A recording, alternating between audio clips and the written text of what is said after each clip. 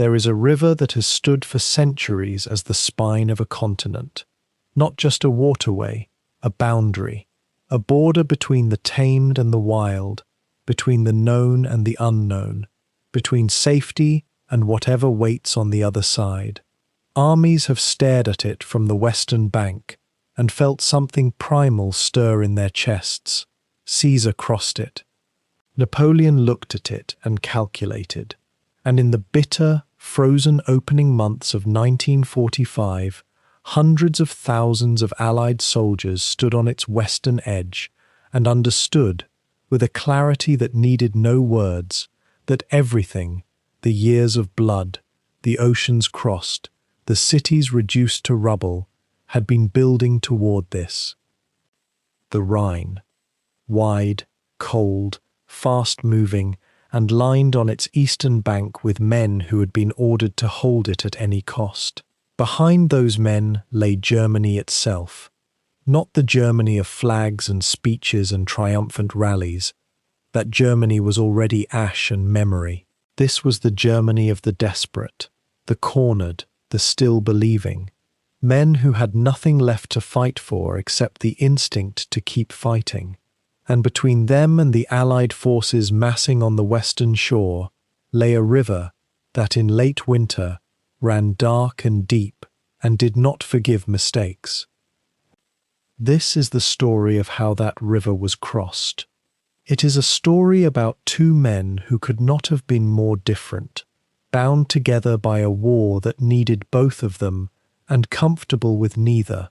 Field Marshal Bernard Montgomery, precise, methodical, theatrical in his own quiet way, and utterly convinced that the proper way to cross a defended river was to prepare until preparation itself became a weapon. And General George S. Patton Jr., restless, combustible, the kind of commander who believed that speed was armor, that audacity was logistics, and that the worst thing a soldier could do was give the enemy time to think. These two men did not like each other. They did not pretend to. And the crossing of the Rhine would become, among other things, their final contest, fought not with words or memos but with boats and bridges and the lives of thousands of young men in the dark. But before we get to the crossing itself, we need to understand the world that made it necessary.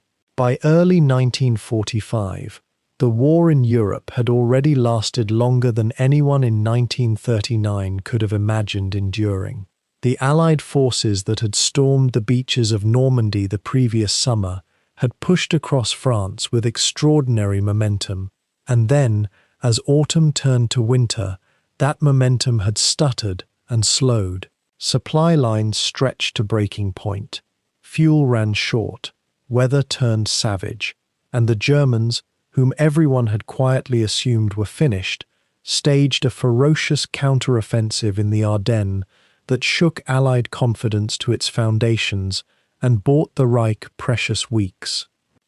By the time the Ardennes offensive was crushed and the front stabilized, the question hanging over every Allied headquarters was the same.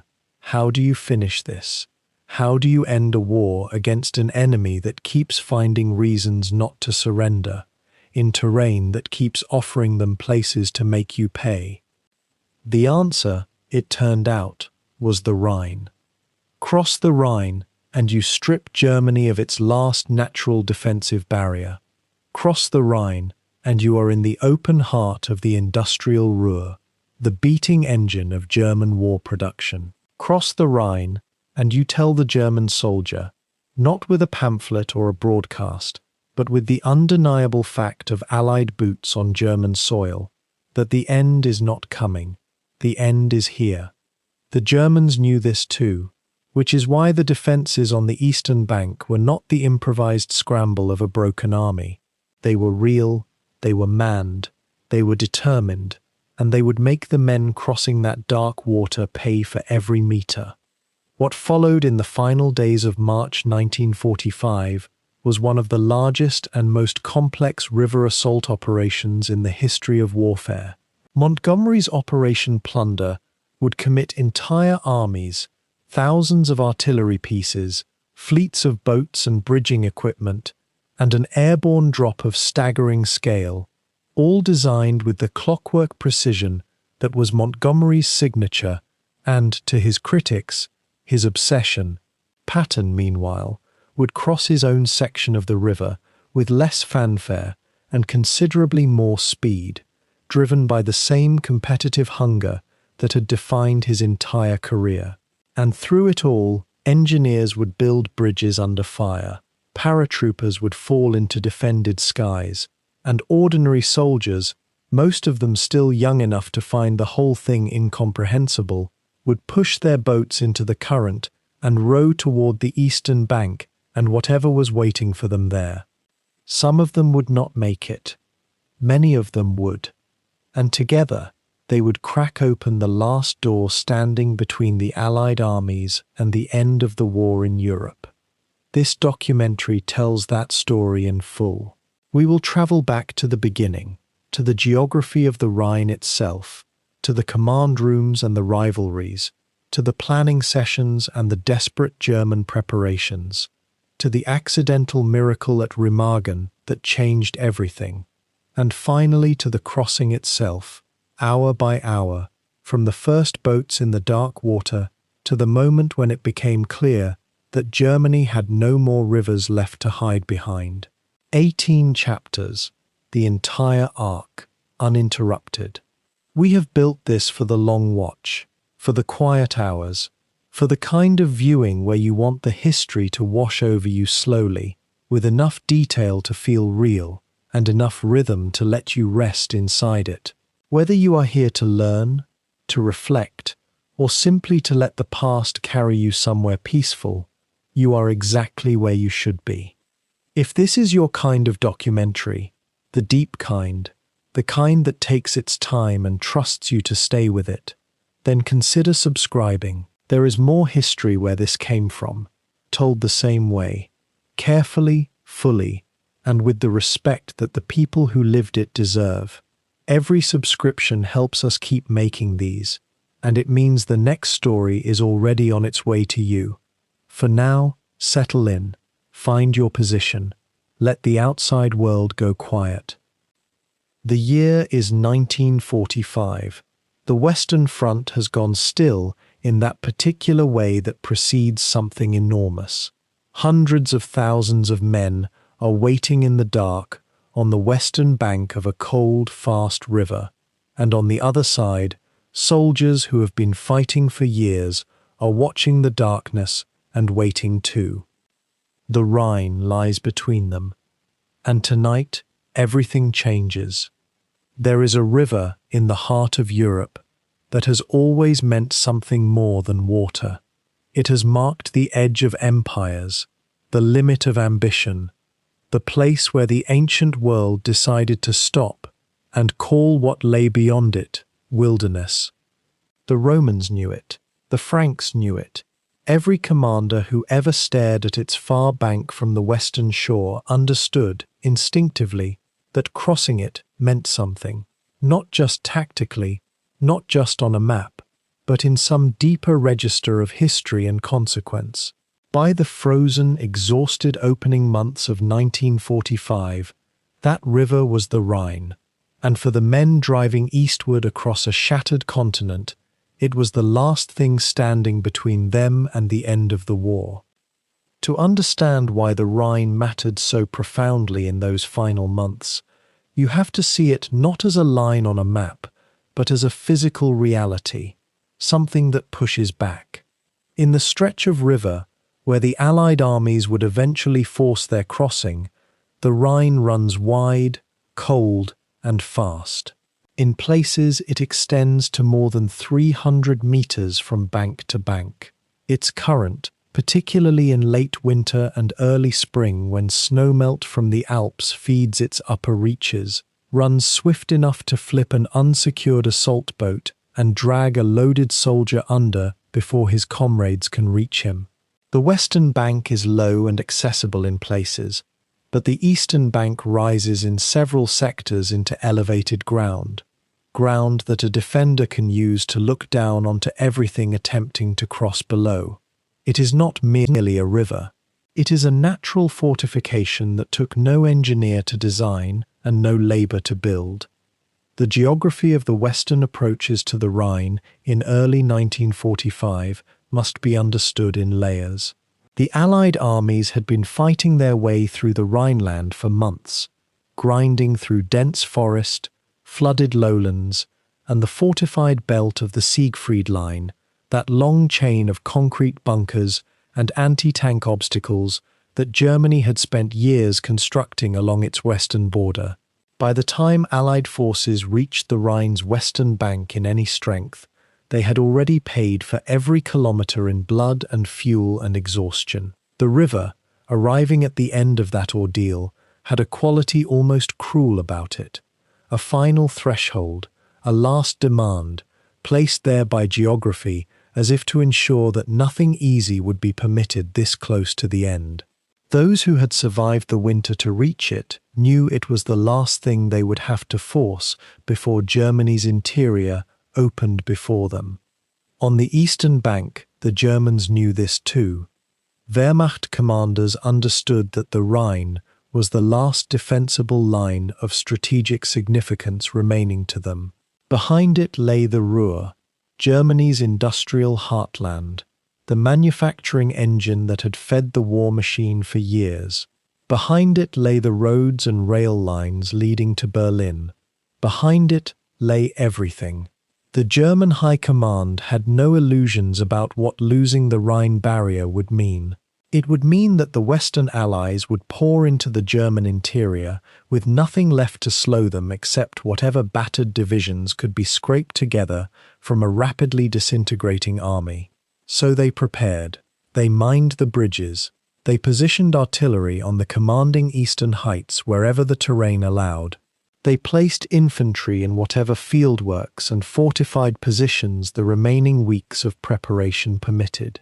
They intended to make the crossing as costly as possible, not because they believed they could win, but because slowing the Western advance might buy time for negotiations, for some possibility of ending the war before total annihilation arrived from the east as well. Into this strategic situation stepped two commanders whose approaches to war could not have differed more profoundly if they had been designed by committee to illustrate contrasting philosophies. Field Marshal Bernard Montgomery, commanding the 21st Army Group in the north, looked at the Rhine and saw a problem requiring preparation, coordination, and overwhelming force assembled with precision before a single boat was committed to the water. His instinct, formed across years of command in North Africa and Northwest Europe, was always to refuse battle on unfavorable terms, to accumulate advantage until the moment of commitment was, as nearly as possible, a guaranteed success rather than a gamble. He was not timid. Those who called him timid were usually those who had never watched a badly planned assault dissolve into catastrophe. He was methodical. He believed in the integrity of the plan, in the supporting arms arriving where they were supposed to arrive, in the engineers having the bridges ready when the infantry needed them. To the south, General George Smith Patton, Jr. looked at the same river and saw something almost different in kind. Where Montgomery saw a problem, Patton saw an opportunity, and where Montgomery reached for his planning staff, Patton reached for his forward commanders. His Third Army had driven across France at a pace that had astonished even optimistic observers, exploiting success with an aggression that seemed to feed on itself, covering ground so fast that his own supply lines perpetually strained to keep pace. Patton believed that speed and violence of action were themselves a form of protection, that the enemy who was reacting to you was the enemy who was not organizing to stop you. The Rhine, in his mind, was not a barrier to be carefully breached at a chosen moment. It was a line to be crossed at the earliest possible opportunity, before the Germans could settle into the kind of coherent defense that preparation and time would otherwise give them. Both men were right, in the way that commanders who have survived long wars accumulate a rightness that is difficult to argue with from outside. Montgomery's caution had saved his armies more than once from the kind of catastrophic attrition that had destroyed formations less carefully husbanded. Patton's aggression had produced gains that no cautious commander would have dared attempt. The question the Rhine posed was which of these truths would govern the crossing, and the answer, as it turned out, would be both simultaneously, pressed against each other in a competition that would define not just the crossing of the river, but the final shape of the campaign in Western Europe. What made the Rhine so significant to Allied planners was not only its physical qualities, but what lay on the far side. The Ruhr industrial region was the primary target. Capture it, and Germany's capacity to continue sustained industrial warfare would effectively end. But beyond the Ruhr lay something else. The psychological and military reality of open country, largely undefended, stretching east toward an enemy that was already crumbling at the organizational level. Once across the Rhine in strength, with bridges capable of supporting armor and the full weight of mechanized division logistics, the Allied armies would face a fundamentally different war, a war of pursuit rather than siege, of movement rather than grinding attrition. This was worth whatever the crossing cost. Both Patton and Montgomery understood it, even if they disagreed completely about how to achieve it. The German command on the eastern bank in those final weeks of winter was not without capable officers. There were men among them who had survived the entire course of the war, who understood what was coming and prepared as well as their diminishing resources permitted. Anti-aircraft guns, capable of firing in a flat trajectory, had been positioned to cover likely crossing points. Artillery batteries, though short on ammunition by the standards of earlier years, were registered on the likely approaches to the water. Machine gun positions covered the river surface where the current was slowest and the approaches most accessible. Engineer units had prepared demolition charges on every bridge of significance, with orders to destroy them at the first sign of a serious Allied attempt to seize them intact. The defensive posture was methodical, professional, and fundamentally hopeless, because the forces available to man it were a fraction of what would have been needed to hold such a line against what was coming. The soldiers who would have to cross that water, British, American, Canadian, the various components of the great Allied coalition that had assembled across more than 3 years of shared war, knew what waited on the far bank, in a general sense, even if the specifics of any particular crossing point remained uncertain. They had been briefed, in the way soldiers are briefed, on the strength of the current and the width of the water and the expected resistance. They had watched the river in the days before their orders came, and the river had not looked at them with any particular encouragement. It was wide and grey and fast and cold, and the far bank was quiet in the way that trained soldiers know means someone is waiting rather than no one is there. In the long perspective of the war in Western Europe, from the landings in Normandy through the breakout and pursuit across France, through the sobering shock of the German counter-offensive in the Ardennes that winter, through the bitter fighting of the Rhineland campaign, the Rhine crossing represented something specific. It was the moment at which the question of winning the war in the West effectively ceased to be a question. There was still fighting to come, still men who would die on the far bank, and in the weeks of advance that followed, still losses that would occur after the point when the outcome was no longer in serious doubt. But the Rhine was the line. Cross it in strength, and Germany's Western defense ceased to exist as a coherent strategic concept. Everything after that was aftermath. The generals who stood on its western bank in the early days of 1945, studying their maps and measuring the current, and arguing about timing and resources, understood this. The river understood nothing, of course. It simply ran on, wide and cold and indifferent, as it had for 10,000 years before any of them were born. There is a particular kind of soldier who wins wars not through brilliance of improvisation, but through the exhausting, unglamorous discipline of preparation. Bernard Law Montgomery was that soldier. He was not a man who traded in recklessness or romantic gesture. He did not believe in lucky breaks, though he would accept them when they came. He believed in systems, in accumulating men, materiel, and mathematical certainty before committing a single life to the fire. To understand why Operation Plunder unfolded the way it did, with its weeks of meticulous staging and its vast logistical machinery, you have to understand the man who designed it. And to understand that man, you have to follow him backwards through the desert, and then across the beaches of Normandy, and into a character shaped as much by the memory of failure as by the experience of success. For the better part of the Second World War, he was one of many British generals navigating the middle distance between competence and crisis. The North African campaign had consumed commanders with reputations far larger than his. The desert had a way of doing that, exposing assumption, punishing improvisation, swallowing armies that moved faster than their supply lines.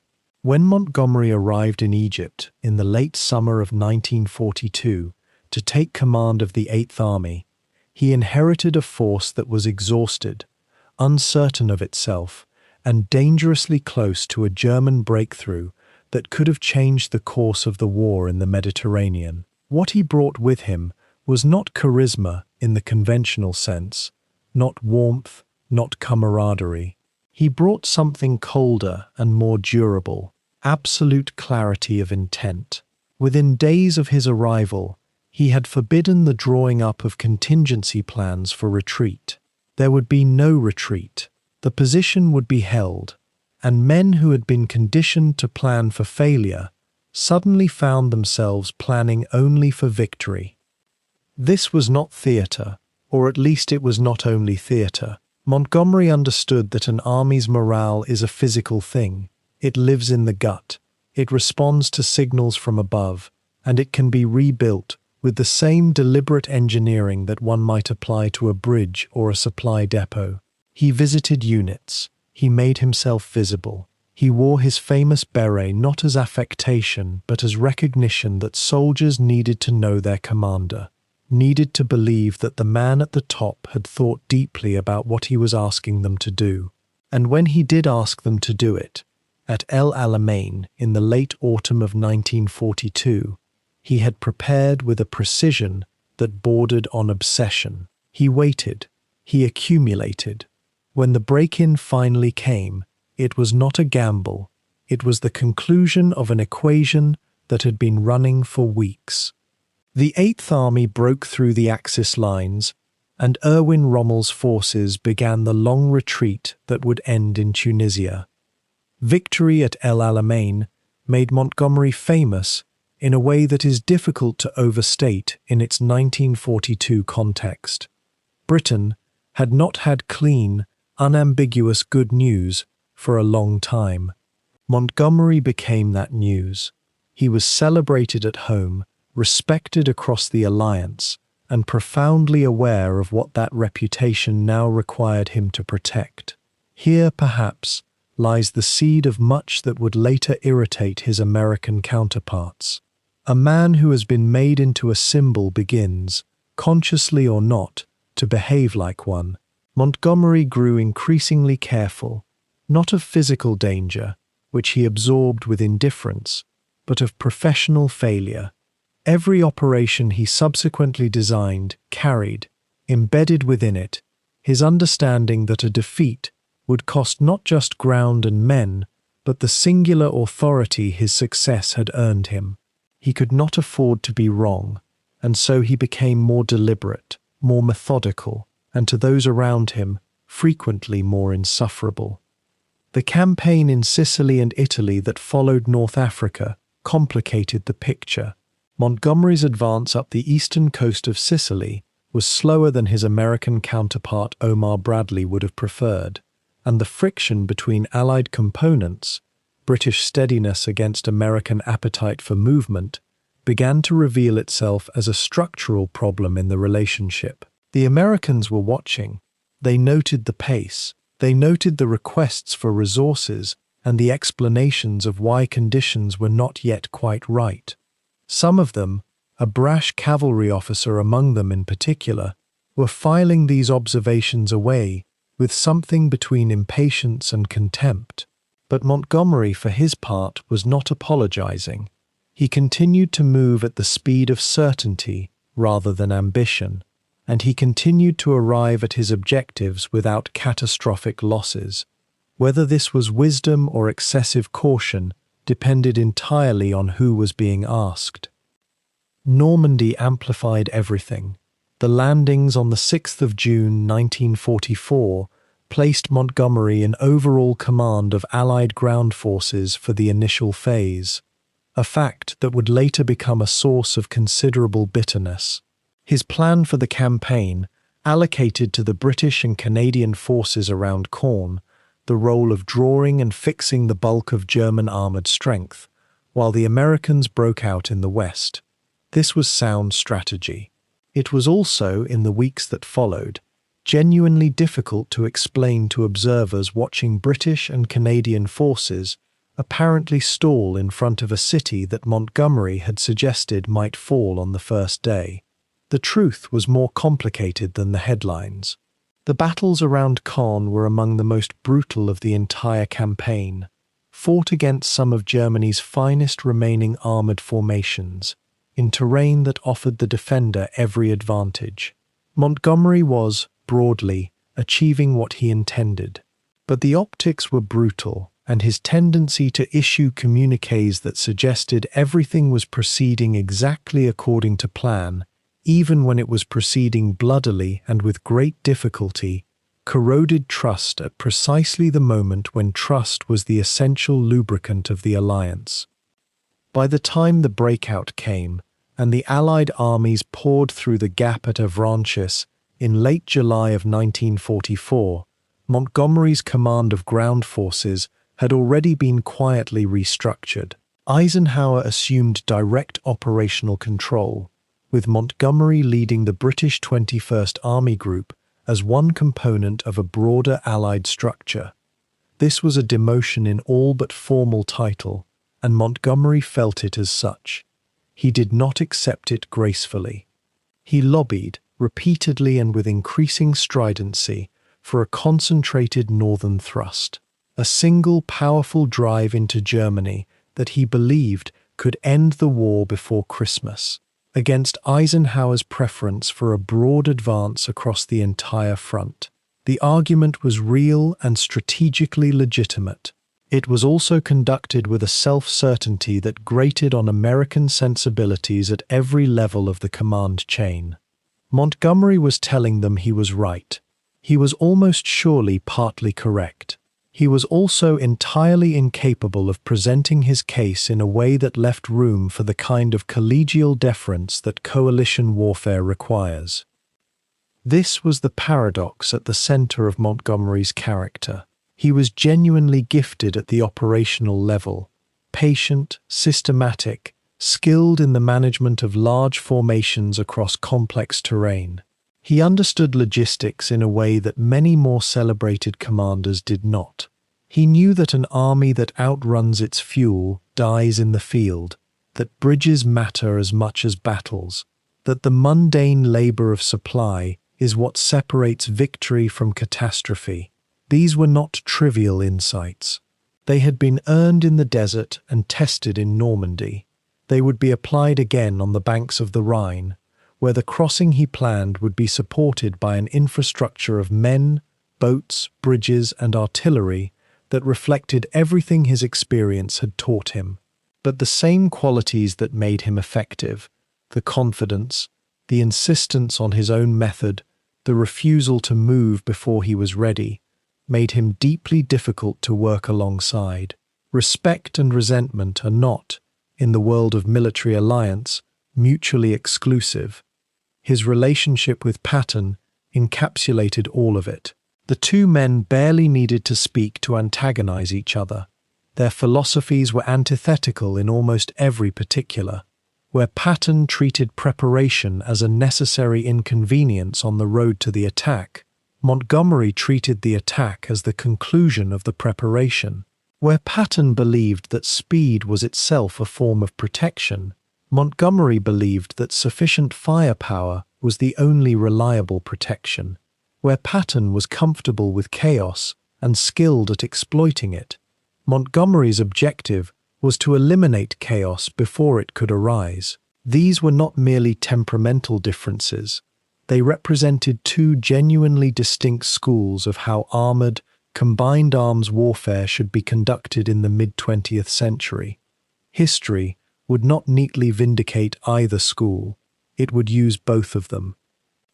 What is important to understand, before the Rhine comes into focus, is that Montgomery in early 1945 was not the same man who had arrived in Egypt nearly 3 years earlier.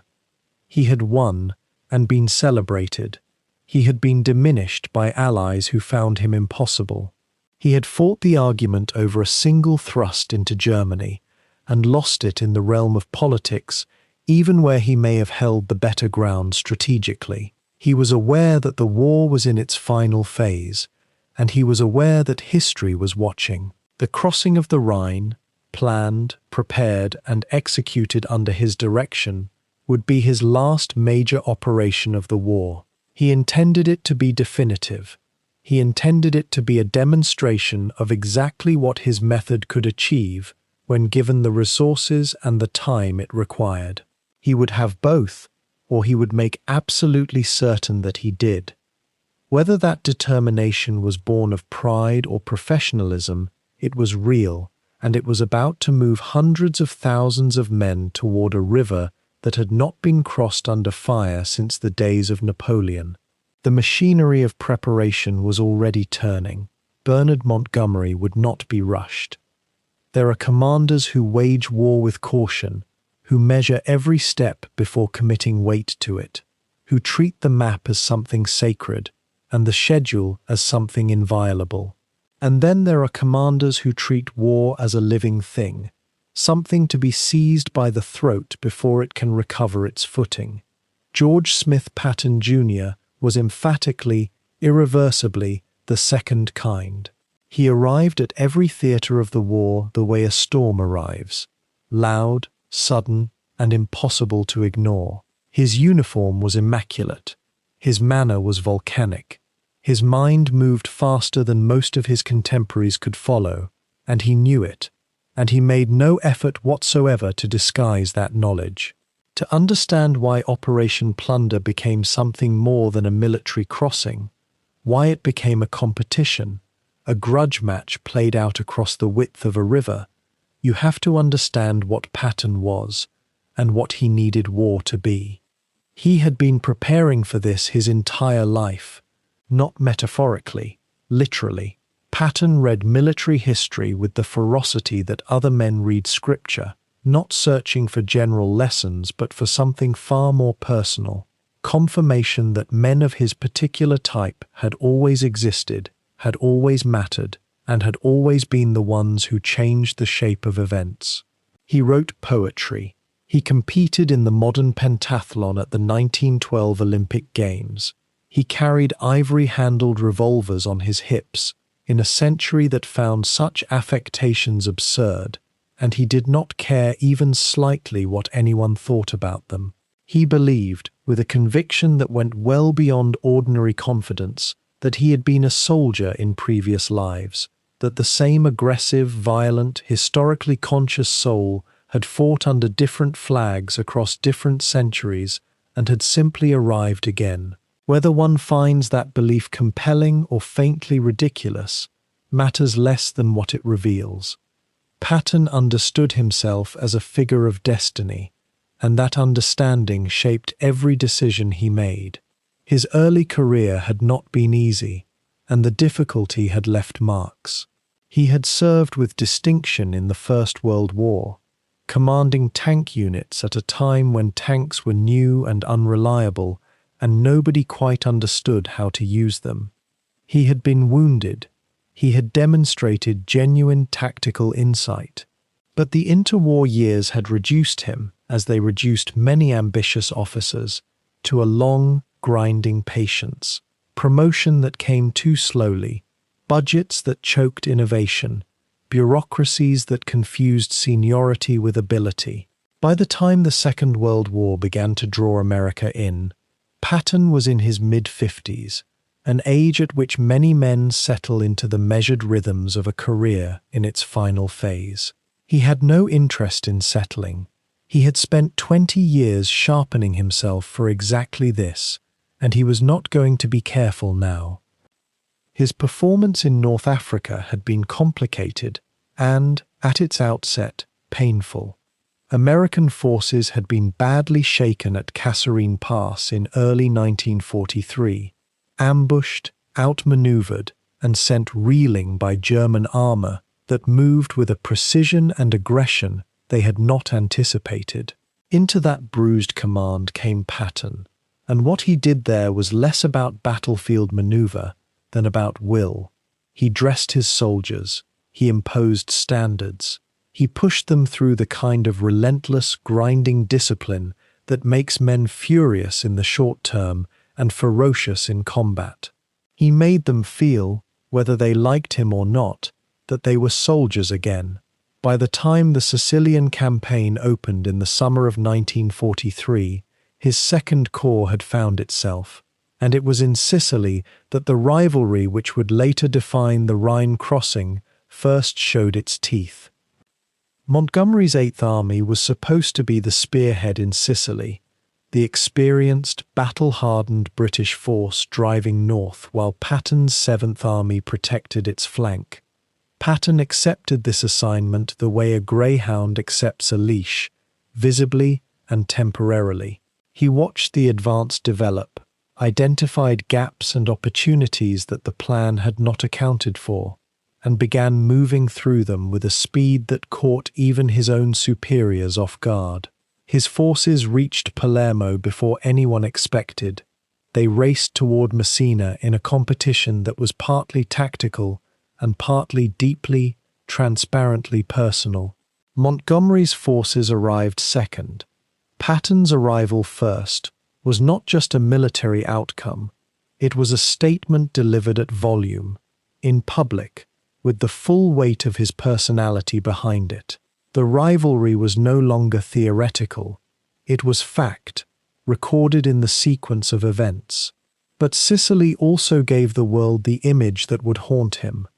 During the campaign, Patton visited field hospitals, the kind of visits generals make to demonstrate concern for their men, and on 2 separate occasions he encountered soldiers whose wounds were not visible, soldiers who appeared to be suffering from the psychological collapse that combat produces in a percentage of men who are pushed past the limits that the human mind can endure.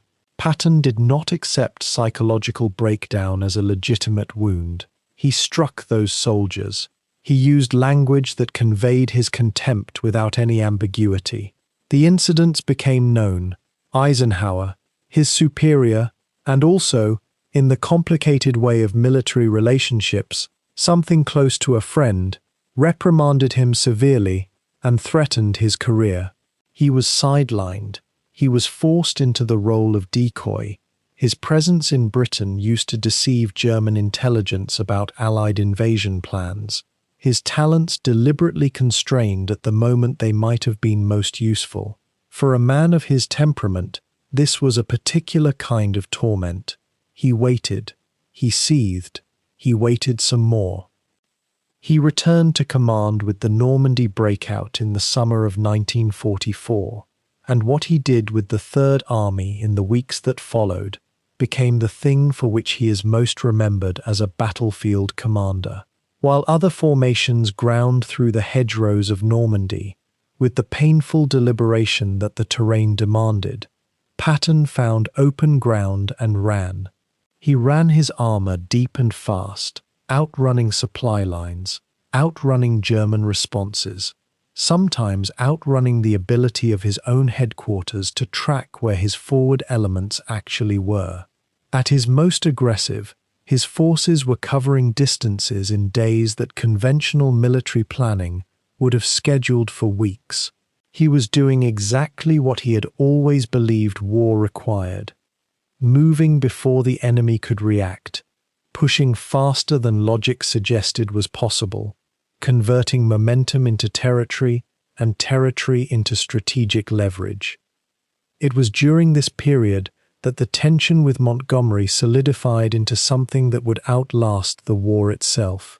Montgomery's approach to the same campaign was, in Patton's eyes, a source of almost personal offense. Every day that the British forces spent consolidating was, to Patton, a day wasted, a day in which the war could have been ended, or at least shortened, by aggressive action. He made these views known. He was not a man who kept professional frustrations politely hidden. His diaries and his letters to his wife are full of assessments of his peers that range from pointed to withering, and Montgomery features in them frequently and unfavorably. The fact that Montgomery occupied a structural position above him in the Allied hierarchy, that Eisenhower had, in the autumn of 1944, awarded Montgomery authority over ground operations that Patton considered his natural domain, made the grievance burn considerably hotter. The winter of 1944 brought the Battle of the Bulge, and it brought Patton the moment he would later point to as the finest piece of staff work of his career. When the German offensive in the Ardennes fractured Allied lines and created a crisis that left senior commanders scrambling to respond, Patton had already anticipated the need. He had quietly told his staff to begin planning for a rapid reorientation of the Third Army before the order came. When Eisenhower asked, in a room full of senior officers, how long it would take Patton to turn his forces north and attack into the German flank, Patton's answer, 48 hours, drew laughter. It was, by conventional military arithmetic, an impossible timeline. He delivered it in 48 hours. The relief of Bastogne became the story the press told, but behind it was a logistical and operational pivot of extraordinary complexity, executed at speed that validated everything Patton had been arguing about the nature of armored warfare. He had been right. The war had proved him right. He wanted everyone to acknowledge it.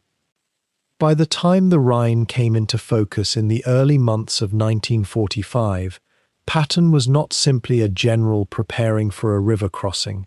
He was a man in a race against the architecture of the war itself, against the possibility that it might end before he had done enough, that history might assign its grandest chapter to someone else.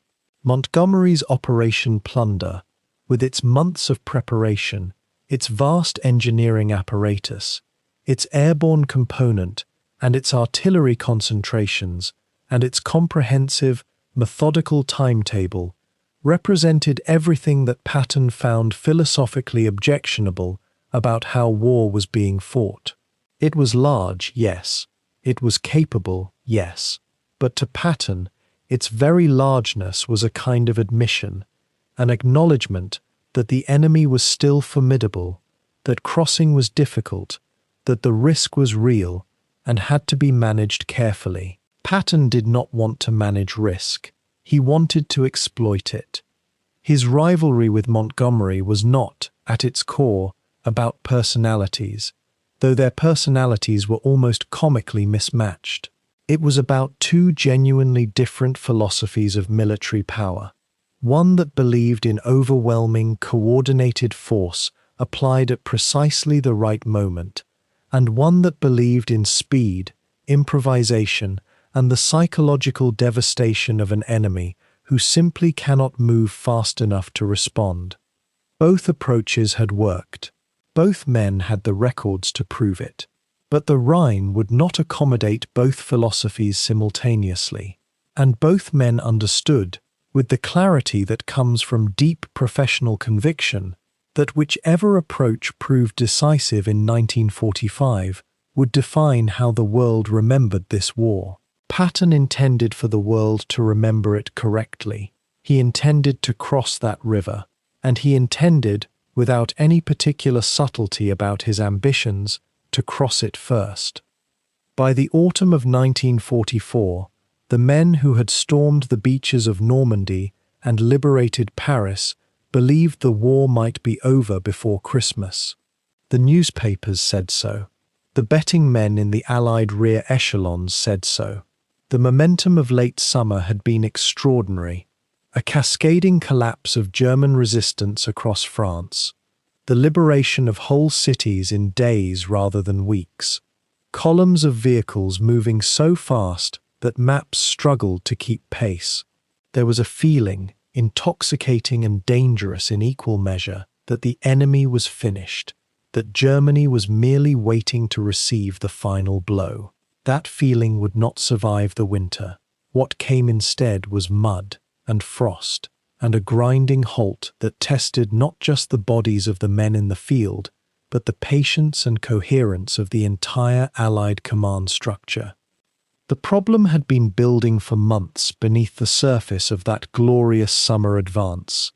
Every kilometre the Allied armies moved east was another kilometre that fuel, ammunition, food and reinforcements had to travel from the ports on the French and Belgian coasts. The logistics system had been designed with a certain rate of advance in mind, and the armies had wildly exceeded it. Supply convoys, those long grinding columns of trucks that ran day and night along roads not built for such weight, could not keep pace with the speed of the fighting formations. Patton's Third Army famously ran dry in late August, its tanks literally stopping in their tracks for want of fuel. This was not incompetence. It was the inevitable consequence of an advance so rapid that the infrastructure of war could not follow. By the time the autumn rains came and turned the roads to rivers of mud, the logistical crisis had become the dominant fact of life on the Western Front. Antwerp fell to the Allies in early September of 1944, and its port facilities were largely intact, a prize of immense value. But the Germans still controlled the mouth of the Scheldt estuary, the waterway connecting the port to the open sea, and until that estuary was cleared, Antwerp's docks were useless. Clearing it fell primarily to Canadian forces, and the fighting in the Scheldt was among the most brutal and least celebrated of the entire Northwest European campaign. Flooded polders, dikes that funneled attackers into killing grounds, and a determined German garrison made every metre a contest.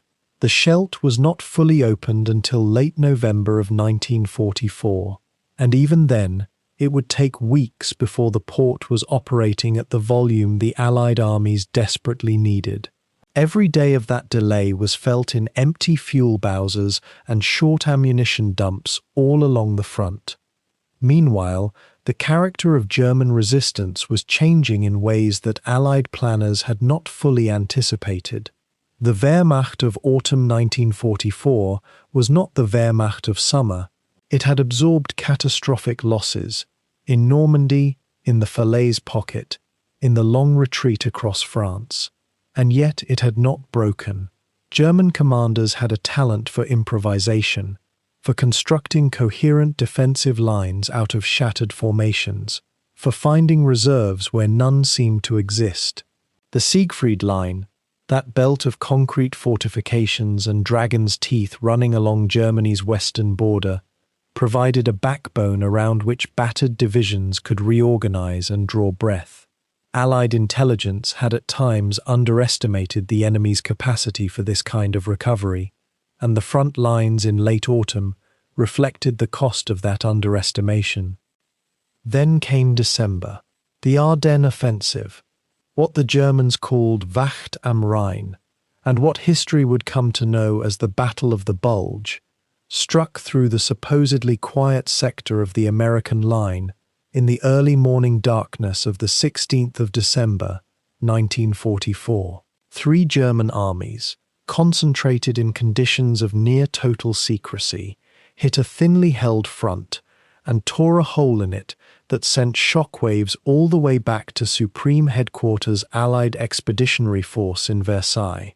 The initial American collapse in certain sectors, the chaos of the first days, the encirclement of Bastogne, these events forced a fundamental reassessment of just how close to defeat Germany actually was. The answer, it turned out, was considerably less close than the optimists had assumed.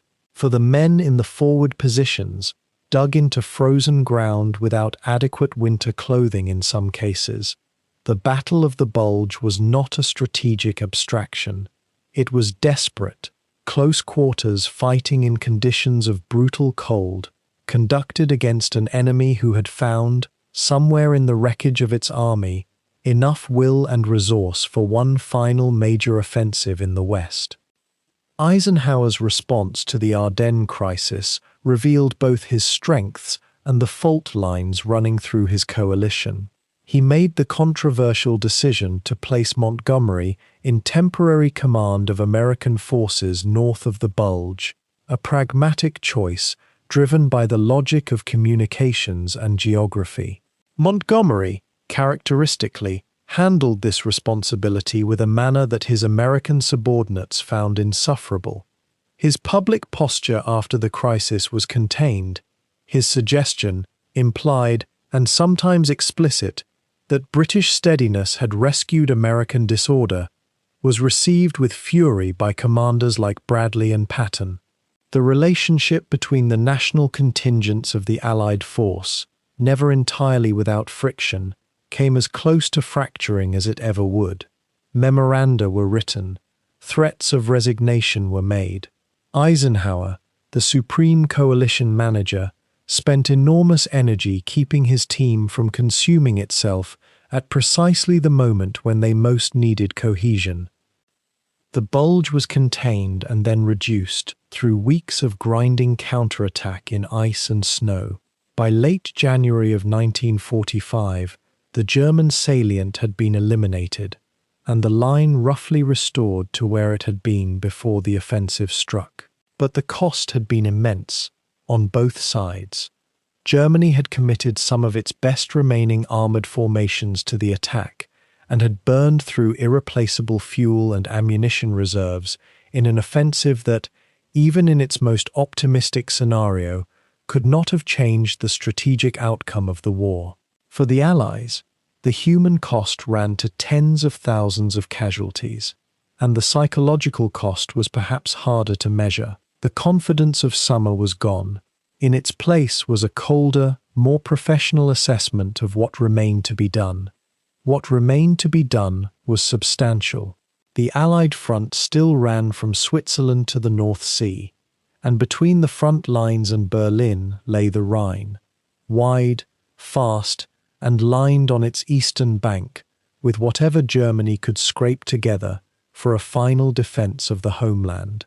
The winter weather continued to punish the men in the field. Temperatures across the Rhineland and the Eifel dropped well below freezing for weeks at a stretch. The ground that in summer had been dusty farm tracks turned iron hard and then, in the occasional thaw, into clinging mud that swallowed vehicles and exhausted men who had to haul them free. Trench foot returned as a significant medical problem. Hot food was a luxury that frontline infantrymen often went days without. The war in early 1945 had a texture of grinding physical misery that no amount of strategic optimism could entirely conceal. Within the Allied command structure, the arguments about how to finish the war grew sharper as the weeks passed. Montgomery had long advocated for a single, overwhelming thrust on a narrow front in the north, his own army group at the tip of the spear, driving straight for the Ruhr and then Berlin. This approach required concentrating supply and reinforcement in his sector, at the expense of the American armies to the south. Eisenhower had repeatedly declined to fully commit to this vision, preferring what he called a broad front strategy, advancing along the entire line, preventing the Germans from concentrating their reserves against any one sector, and crossing the Rhine at multiple points. Montgomery viewed this as timidity and a failure to grasp the decisive opportunity. His arguments were made with the particular conviction of a man who believed himself to be the most capable operational commander in the Allied hierarchy, and who was not shy about saying so. The American commanders, for their part, viewed Montgomery's single-thrust concept as a vehicle for British primacy disguised as strategy. Patton's frustration in this period was of a different and more combustible kind. His Third Army was performing brilliantly in its sector, taking ground, capturing prisoners, maintaining offensive pressure even through the worst of the winter, and yet he felt perpetually starved of the resources that would allow him to deliver the kind of decisive blow he believed himself capable of. Every allocation of fuel or bridging equipment that went north to support Montgomery's preparations felt to Patton like a personal insult compounded by a strategic error. He made his views known, loudly and frequently, to anyone who would listen, and many who would rather not have. His diary entries from this period carry a particular edge of barely contained rage at what he perceived as the timidity and favoritism of the higher command. He was not entirely wrong about the favoritism, and he was not entirely right about the timidity, and the tension between those partial truths would drive his behavior through the weeks to come. Beneath all the command friction and strategic debate, the ordinary soldiers waited out the winter in the way that ordinary soldiers have always waited out winters during long wars. They maintained positions in flooded trenches and frozen foxholes. They ran patrols in darkness across ground that the enemy had had months to prepare. They managed the peculiar psychological mathematics of men who have survived this long and therefore have more, not less, to fear, because the probability of survival in any given engagement does not know the history of who is doing the calculating. Letters home from this period carry a recurring note: the sense that victory is coming, that it must be close, but that close is not the same as now, and that the gap between close and now could still contain everything that matters most. Spring could not come quickly enough, and somewhere to the east, beyond the grey winter skies and the frozen fields, the Rhine waited.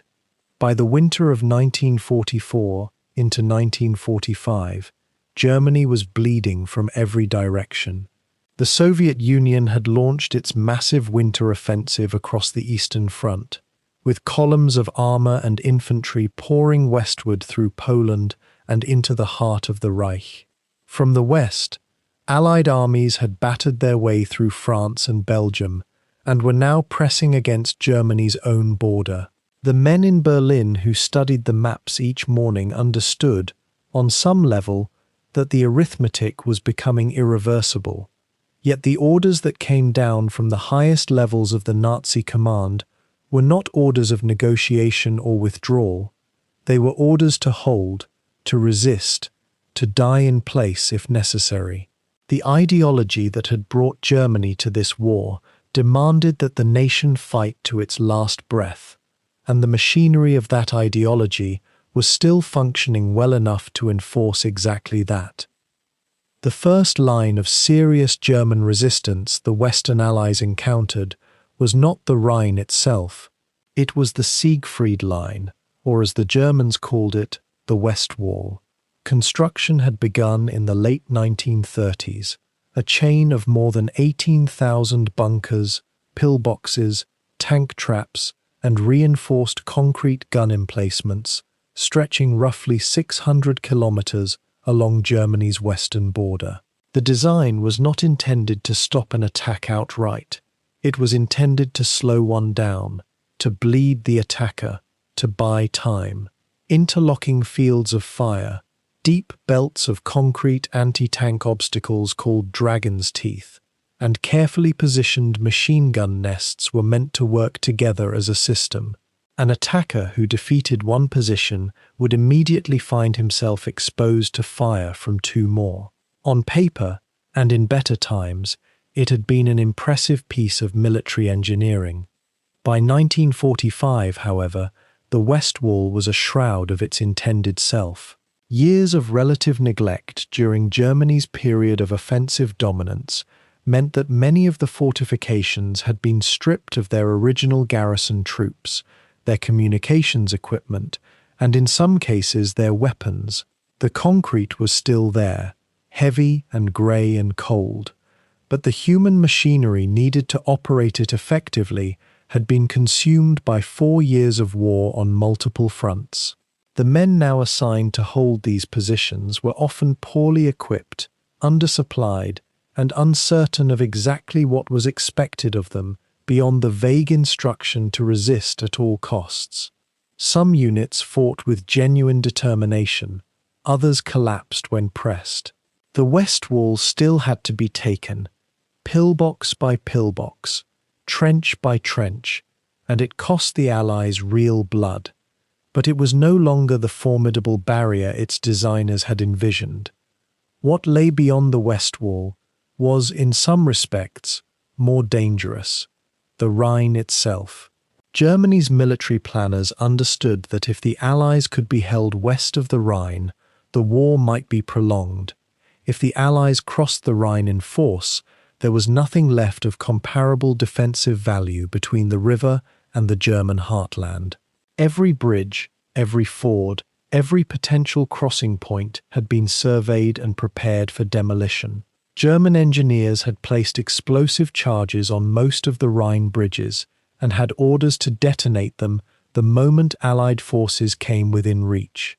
The river itself, wide, swift, and deep, was to be the last true moat. On the eastern bank, German artillery units had registered their guns on the water, on the western approaches, on every place a boat might land. Machine gun positions were dug in with overlapping arcs of fire. The defensive preparations were thorough, driven by the full knowledge of what would happen if they failed. The men defending these positions were a study in contrasts and in desperation. Germany's regular army, the Wehrmacht, had once been among the finest fighting forces in the world, a professional organization of trained, experienced, and well-equipped soldiers. By early 1945, that army had been ground down to a fraction of its former capability. Casualties on the Eastern Front alone had been catastrophic over 4 years of war, and replacements had often been rushed to the front with minimal preparation. The units now facing the Western Allies were frequently under strength, short of ammunition, short of fuel for their vehicles, and short of the heavy weapons that had once given German infantry its fearsome firepower. And yet, within those hollowed-out formations, there were still men who knew how to fight, and who intended to. The crisis of manpower had forced Germany into measures that, even by the brutal standards of that war, spoke to a kind of institutional desperation. The Volkssturm, a last-ditch national militia called up in the final months of the conflict, was activated to fill the gaps left by conventional forces. These were not trained soldiers in any meaningful sense. They were old men in their 50s and 60s, men with physical ailments that had kept them out of the regular military for years. Men who had spent the war working in factories or farms, now handed a rifle and told to defend the fatherland. Some received only a few days of instruction. Their uniforms were often improvised, their weapons a mix of outdated rifles and anti-tank weapons that required considerable courage and close proximity to use effectively. They were commanded, in many cases, by officers who understood very well how fragile the whole arrangement was. More sobering still were the youngest faces in the German defensive lines. Hitler Youth units, boys as young as 16, and in some documented instances younger, were pressed into service as Allied pressure intensified. These were teenagers who had grown up within the ideological framework of the Nazi state. for whom the war and its demands were simply the world as they had always known it. Some fought with a ferocity that surprised Allied soldiers, driven by indoctrination rather than experience. Others were frightened children in men's clothes, armed with weapons they had barely learned to operate, placed in positions that professional soldiers found difficult to hold. The sight of them, captured, wounded, or dead, left a mark on Allied troops that many of them carried for the rest of their lives. The Reich was consuming its own future in order to survive its present. The officer class attempting to manage this deteriorating situation was itself under enormous strain. German commanders on the Western Front faced a command structure that had become increasingly irrational as the war progressed. Hitler's direct involvement in military decisions, his insistence on holding fixed positions, his prohibitions against strategic withdrawals, his sudden replacements of commanders who failed to achieve the impossible, had corroded the professional relationship between the high command and the front. Generals who understood that a fighting withdrawal might preserve their forces for a more effective defense elsewhere were forbidden to execute it. Instead, units were ordered to stand and fight in positions that offered no tactical advantage, consuming men and material for hours or days before collapsing anyway. The losses that resulted were not absorbed by fresh reserves. There were no meaningful fresh reserves left to draw on. And then there was the East. For German soldiers defending the Rhine against Allied armies from the West, the Eastern Front was never entirely out of mind. Soviet forces had advanced with startling speed through the early weeks of 1945, crossing Poland and reaching the Oder River, barely 80 kilometers from Berlin itself, at their closest point. The scale of Soviet offensive power was unlike anything the Western Allies had fielded. Entire German army groups had been shattered or encircled in the space of weeks. The soldiers on the Rhine knew, even if they did not speak it aloud, that they were being fought on two sides simultaneously. Some feared the Soviets far more than the British or Americans. Among certain German soldiers and civilians alike, there was a grim, unspoken hope that the Western Allies might reach them before the Red Army did. That hope, paradoxical as it was, would quietly shape decisions on the ground in ways that no operational order could entirely predict or control. The German High Command attempted to present its defensive situation in terms of coherent strategy. Reserves would be held back and committed at the critical moment. Counterattacks would seal any Allied bridgehead before it could be expanded. The Rhine, like the Siegfried Line before it, would extract such a cost from any crossing force that the Allies might be persuaded to pause, to negotiate, to seek terms. On paper, such plans could be written and briefed and approved. In the field, the reality was that the reserves were thin. The counterattack forces were often immobilized by fuel shortages, and the units expected to hold the river were already absorbing pressure from multiple directions at once. Plans that assumed adequate resources were written by men who no longer had them. There was, underneath all the military calculation, a human dimension to the German defense that defied simple characterization. Not every man defending the Rhine was there by genuine conviction, yet many of them fought hard regardless. For some, it was loyalty to the men beside them rather than to any ideology. The same narrow, powerful motivation that drives soldiers in desperate circumstances across centuries. For some, it was fear. Fear of the SS officers and military police units empowered to shoot deserters on the spot, a brutal enforcement mechanism that was still functioning even as the Reich itself crumbled around it. For others, it was simply that they had no clear idea of where else to go or what else to do. The propaganda that had framed the war as an existential struggle had, in its own twisted way, stripped away the possibility of imagining an alternative. They fought because fighting was the only reality they had been given. The Allied forces pressing toward the Rhine understood, at least in outline, what they were facing. Intelligence reports described the depleted state of German units, the patchwork nature of their defences, the age ranges of their personnel, and yet experience had taught Allied commanders to treat German defensive capability with respect, regardless of what the intelligence said.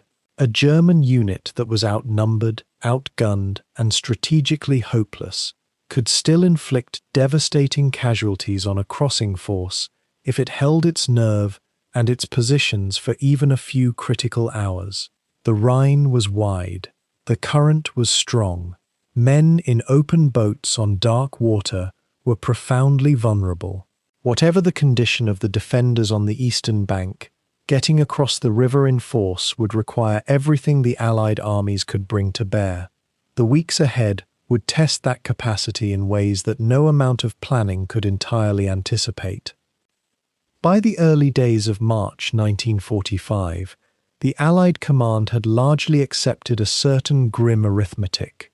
The Rhine would be crossed, that much was settled, but it would be crossed on Allied terms, on Allied schedules, following weeks of preparation, deliberate planning, and the slow, grinding assembly of men and material that a river of that scale demanded. The great river had stood for months like a locked door at the end of a long corridor, and the commanders holding the keys were in no particular hurry to use them carelessly.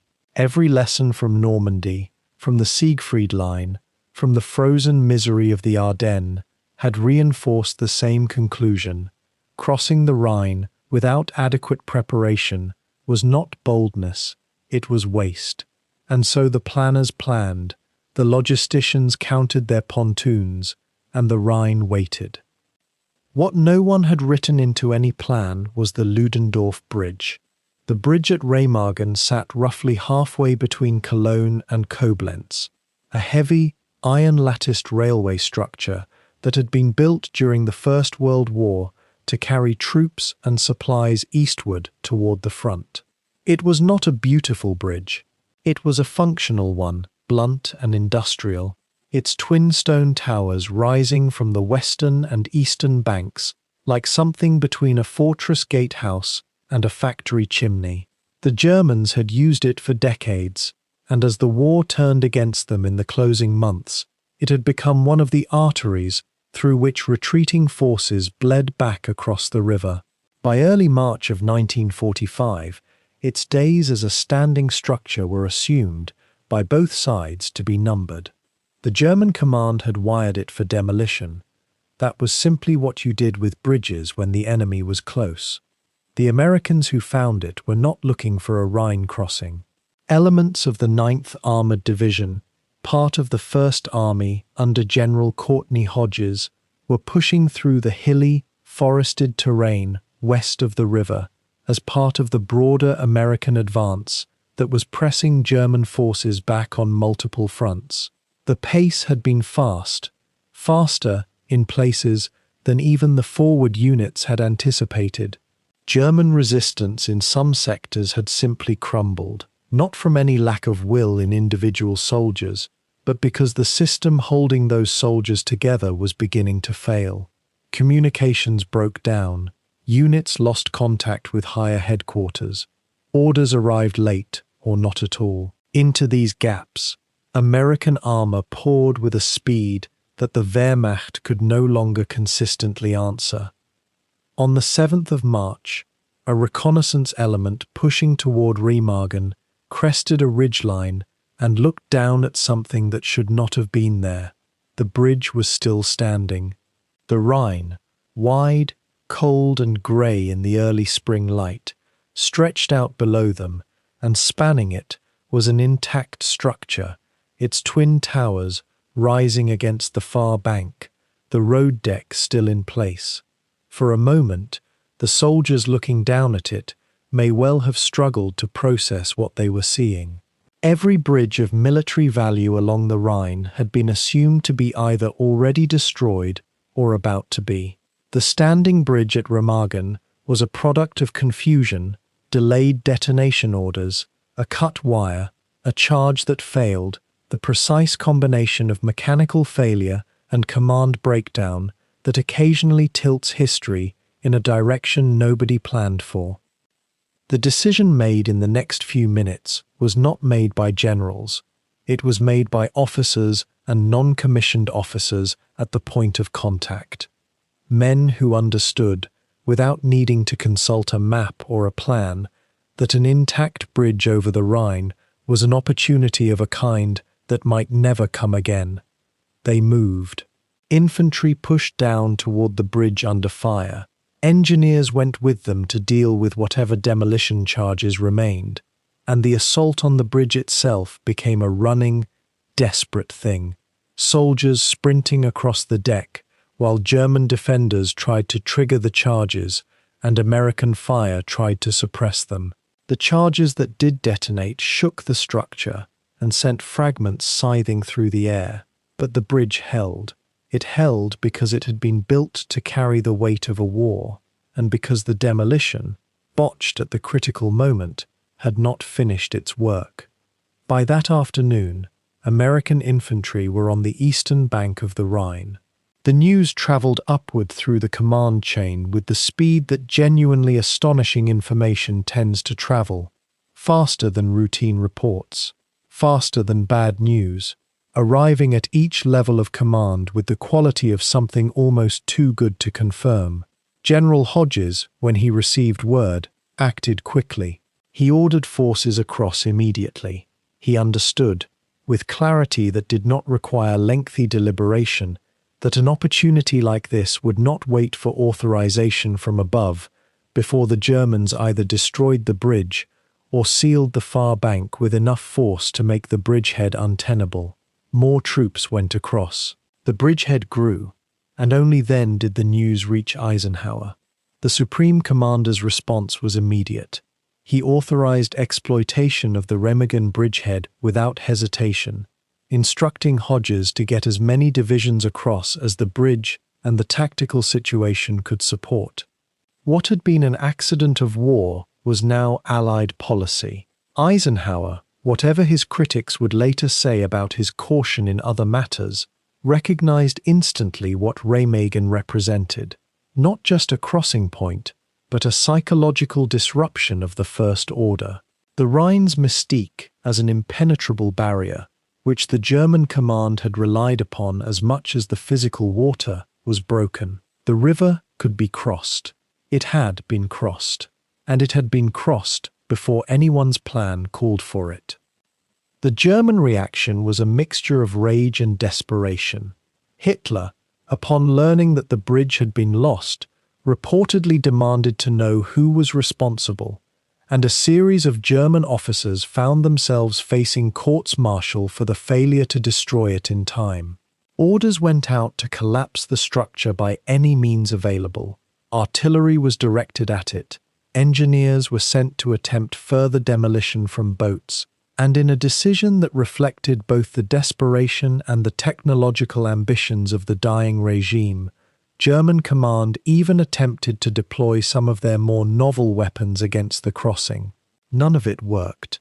The bridge continued to carry men and eventually light vehicles to the eastern bank, and the bridgehead the Americans were carving out of the far shore grew with each passing hour, measured not in kilometers, but in the weight of resistance the Germans could still bring to bear, and that weight was falling. The Remagen crossing did not by itself win the war. The bridgehead was not in the most strategically favorable terrain for a rapid exploitation inland. The hills and valleys east of the river in that sector were not ideal for the kind of fast armoured advance that Allied commanders hungered for, and the Ludendorff Bridge itself, stressed by the partial demolition, by the constant traffic, and by the German attempts to destroy it, was living on borrowed time. It would eventually give way, not to German action, but to the accumulated structural damage it had already absorbed. When it finally collapsed, engineers had already begun building supplementary crossings nearby, and the bridgehead's existence no longer depended on a single span of iron and stone. By then, it had already done its work. What Remagen changed was not geography. It changed momentum, and it changed the internal dynamics of the Allied command in ways that would ripple through the weeks that followed. Montgomery, deep in the preparations for Operation Plunder, now found himself operating in a context that had shifted beneath his feet. His carefully constructed case for a single, decisive, northern crossing had rested partly on the assumption that the Rhine remained unbreached, that the weight of Allied effort needed to be concentrated at the point where he would deliver the blow. Remagen did not destroy that argument, but it complicated it. It demonstrated that the river could be crossed without the full machinery of a set-piece assault, and it handed ammunition to every voice in the Allied hierarchy that had ever questioned whether Montgomery's preparations were more elaborate than necessary. For Patton, Remagen was something else entirely. It was confirmation of everything he believed. His Third Army was still west of the Rhine at that point, still grinding through the last resistance in its sector, but watching the Remagen news arrive, Patton saw not just a battlefield development, but a mirror held up to his own instincts. Speed worked, aggression worked. Waiting for the perfect conditions was a luxury that war did not reliably grant, and the commander who moved when the door cracked open, rather than waiting until it was fully ajar, was the commander who shaped events rather than responding to them. Patton was already thinking about his own crossing. Remagen told him to think faster. The river that had stood as Europe's last natural barrier had been breached by accident, by the courage of soldiers acting without a plan, by a demolition charge that did not fire at the moment it needed to. And in that accidental crossing, in those minutes of improvised decision-making on a bridge in a small town along the Middle Rhine, the entire calculus of the campaign shifted.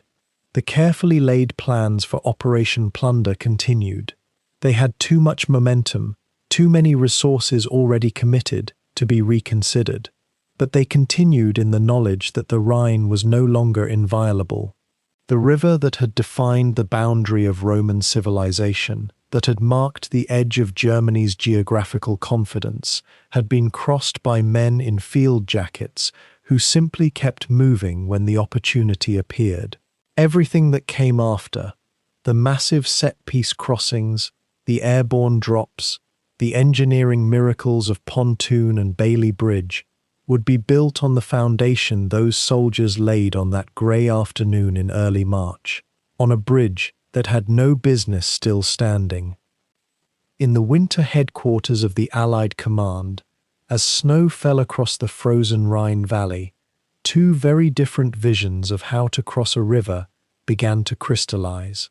They were not rival fantasies or the fevered dreams of ambitious men, though ambition surely played its role. They were, instead, two fundamentally incompatible philosophies about how modern warfare should be conducted, and they emerged from the very different experiences and temperaments of the men who held power. Field Marshal Bernard Montgomery, commanding the 21st Army Group in the north, had spent years refining his doctrine of the set-piece battle, the carefully orchestrated operation where every piece moved according to plan, where surprise came not from improvisation, but from overwhelming force applied at precisely the right moment. General George S. Patton, Jr., commanding the Third Army in the South, had built his reputation on something altogether different: the audacious maneuver, the rapid exploitation of weakness, the willingness to move fast and break things before the enemy could organize a coherent response. By early 1945, these two approaches were on a collision course at the Rhine, and the disagreement between them would shape not just the crossing itself, but the final weeks of the European war. Montgomery's vision took shape in meticulous detail across February and into March. He called it Operation Plunder, and the name itself suggested his approach to warfare, a massive, controlled application of force that would overwhelm German resistance through sheer weight of preparation. The operation would unfold in two distinct phases. First, the 21st Army Group, supported by American forces under his command structure, would assault the Rhine at carefully selected crossing points in the north, specifically near the cities of Wesel and Xanten. This crossing would be preceded by one of the largest artillery bombardments since the Normandy invasion, a concentration of guns so intense that it would not simply suppress German defences but obliterate them. The assault would be made by infantry crossing in specially designed assault boats, their movement covered by smoke screens that would roll across the river like a grey fog. These first waves would not be lightly armed adventurers hoping for the best. They would be part of an integrated plan where every supporting element had been calculated and rehearsed. Then, and only then, once the eastern bank had been secured and bridgeheads established, would combat engineers move forward to construct not hastily thrown together crossing points, but proper military bridges capable of supporting heavy armor and sustained logistics. The second phase would involve the airborne landings, thousands of paratroopers dropping behind German lines to secure the eastern bank, prevent counterattacks, and ensure that the breakthrough would not be contained. This plan had virtues that were not merely theoretical.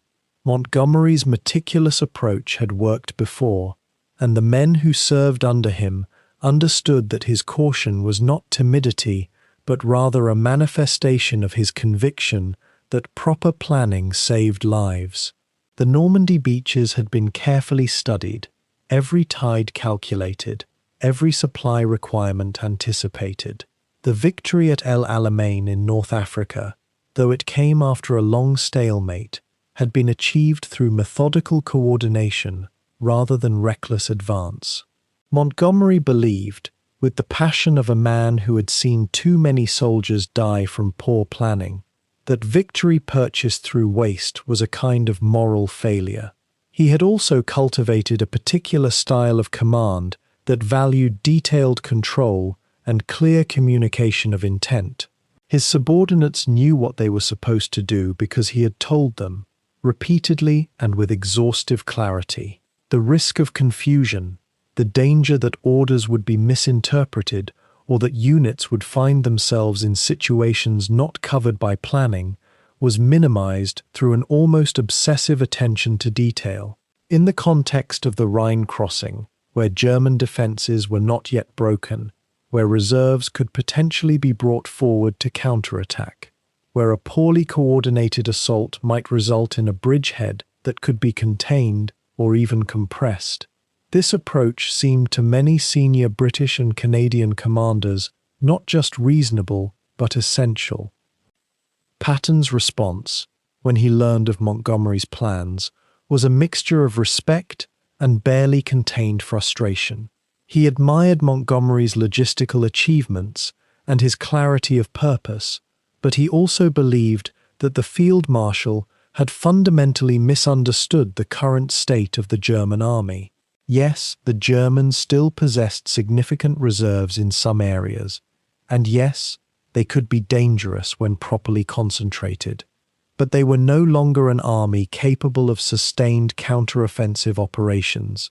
Their fuel was desperately short, their communications were disrupted by Allied air superiority, and their command structure had been fractured by months of continuous retreat. In Patton's assessment, what the German army needed was not one more hammer blow applied with perfect coordination. What it needed was to be cut off, surrounded, and destroyed before it could consolidate anywhere. He pressed his superior officers with increasingly forceful arguments that the Third Army should be permitted to cross the Rhine, not at one or two carefully selected points, but at multiple locations along a broad front in the south of where the main German defences in the north were concentrated. These crossings need not wait for the massive preparation that Montgomery was undertaking.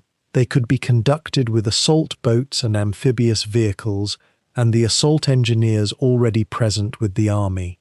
They could be rapid, almost casual compared to what Montgomery was planning, and they could begin sooner rather than later. The strategic logic behind Patton's approach was not without merit, and it troubled the more senior commanders who had to weigh the two plans against each other. If the Rhine could be crossed at multiple points with relatively light opposition, then the speed of the operation would be determined not by the time required to build bridges and establish position, but by how quickly the Allies could move men and vehicles across the existing water obstacles and push inland. Once armor and mechanized infantry were on the eastern bank in significant numbers, they could begin to move deep into Germany, pursuing the German army, cutting its supply lines, and preventing any coherent reorganization of resistance. The German forces that had spent months building positions along the Rhine would become increasingly irrelevant if they could be bypassed and encircled. There was also something psychologically appealing about Patton's approach, at least to American commanders. It represented a particular style of warfare that had proven effective in mobile operations across France after the Normandy breakout. It accepted risk, but it did so in the service of a clear operational goal, not to defeat the enemy at the Rhine, but to use the Rhine crossing as a launching point for the final destruction of the German armed forces. Montgomery's approach, while safer in some respects, assumed a continuation of static defensive warfare, the kind of operations that characterized the fighting in autumn and winter. Patton was arguing that this model was now obsolete, that the enemy was too weak to maintain a coherent line and too disrupted to mount serious counterattacks. The debate became, in essence, a conflict between two different understandings of what the current military situation demanded. Montgomery believed that the Allies could not afford to assume the Germans were finished. That assumption had been made before and had been proven wrong. In the middle of January, just weeks before this debate over Rhine crossings was taking place, the Germans had launched the Ardennes offensive, the surprise attack through the snowy forests that had caught the Allies temporarily off guard and inflicted tens of thousands of casualties before it was contained. Yes, the Germans had been defeated in that operation, but they had shown a capacity for organization and aggressive action that suggested they were not yet militarily finished. Montgomery argued that the proper approach was to ensure that the Rhine crossing itself could not be defeated, that the German defenders could not even mount a serious counterattack against the bridgehead. Only then could exploitation begin in earnest, and only then could the Allies be confident that they were not simply moving forward into some kind of trap. Patton and his supporters, meanwhile, argued that this logic was backwards, that by concentrating on defending against counterattacks, the Allies were allowing the Germans the luxury of consolidation. The way to ensure that the enemy could not mount counterattacks was not to prepare elaborate defenses, but to move so quickly that no coherent German forces would exist to mount them. These conflicting philosophies also reflected deeper national styles and traditions. The British approach, forged through centuries of military history, valued careful coordination, systematic advance, and the conservation of force through planning rather than expenditure of lives. The American approach, or at least the version that Patton embodied, valued speed, aggression, and a willingness to accept casualties as the price of rapid victory. There was no simple way to say that one approach was correct and the other wrong. Both had historical precedent, and both could point to successes. The question was which approach fit the current situation, and reasonable military men could and did disagree. Moreover, there was an element of personal rivalry woven through the strategic debate. Patton and Montgomery had developed a kind of mutual respect that was nevertheless heavily tinged with competitive tension. Patton had served under British command structures and had chafed under the constraints and the style of British command. Montgomery had watched Patton's Third Army perform with admiration and irritation in equal measure. If Montgomery's operation in the north was supported with full resources, and Patton's forces in the south were constrained by lack of supplies and manpower, then it would be the 21st Army Group that achieved the dramatic breakthrough, and it would be Montgomery who could claim the major victory. If, on the other hand, Patton was given the resources and the freedom to conduct rapid operations, then the Third Army might accomplish a breakthrough that Montgomery's more ponderous operation had set up, and Patton might claim credit for the final destruction of German forces. By mid-March 1945, the debate had been joined at the highest levels of command. Supreme Commander Dwight Eisenhower, who would ultimately have to decide between these two approaches, found himself in a delicate position. He valued Montgomery's meticulous professionalism and his mastery of logistics.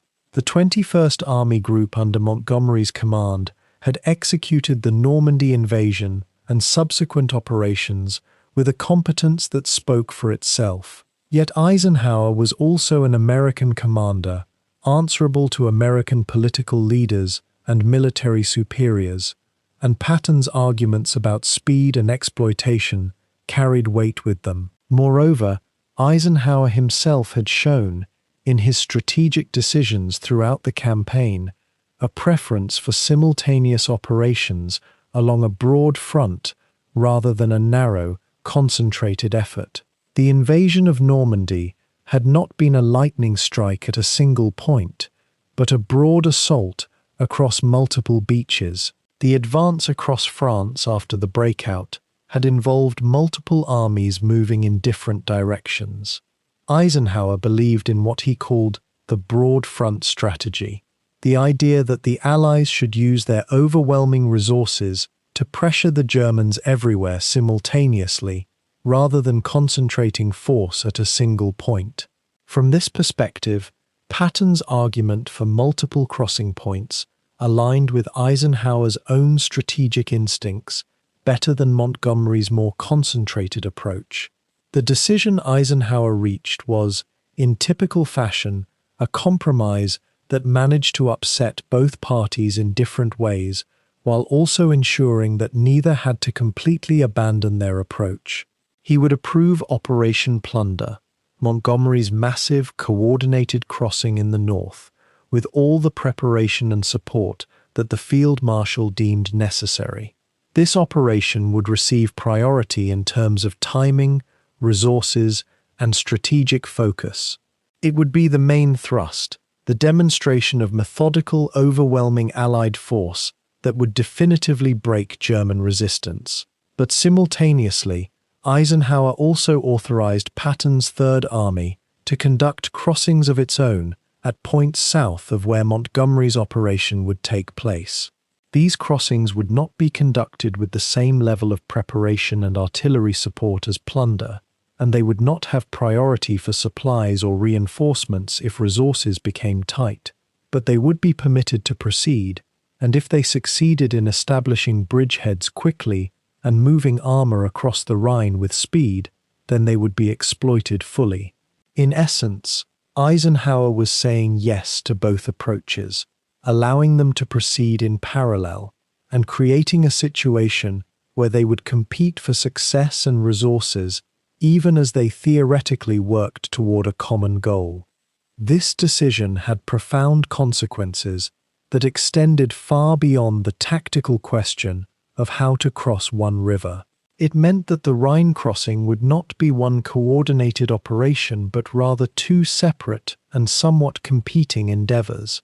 It meant that Montgomery's careful preparation would take several days longer to implement than Patton's more rapid crossings.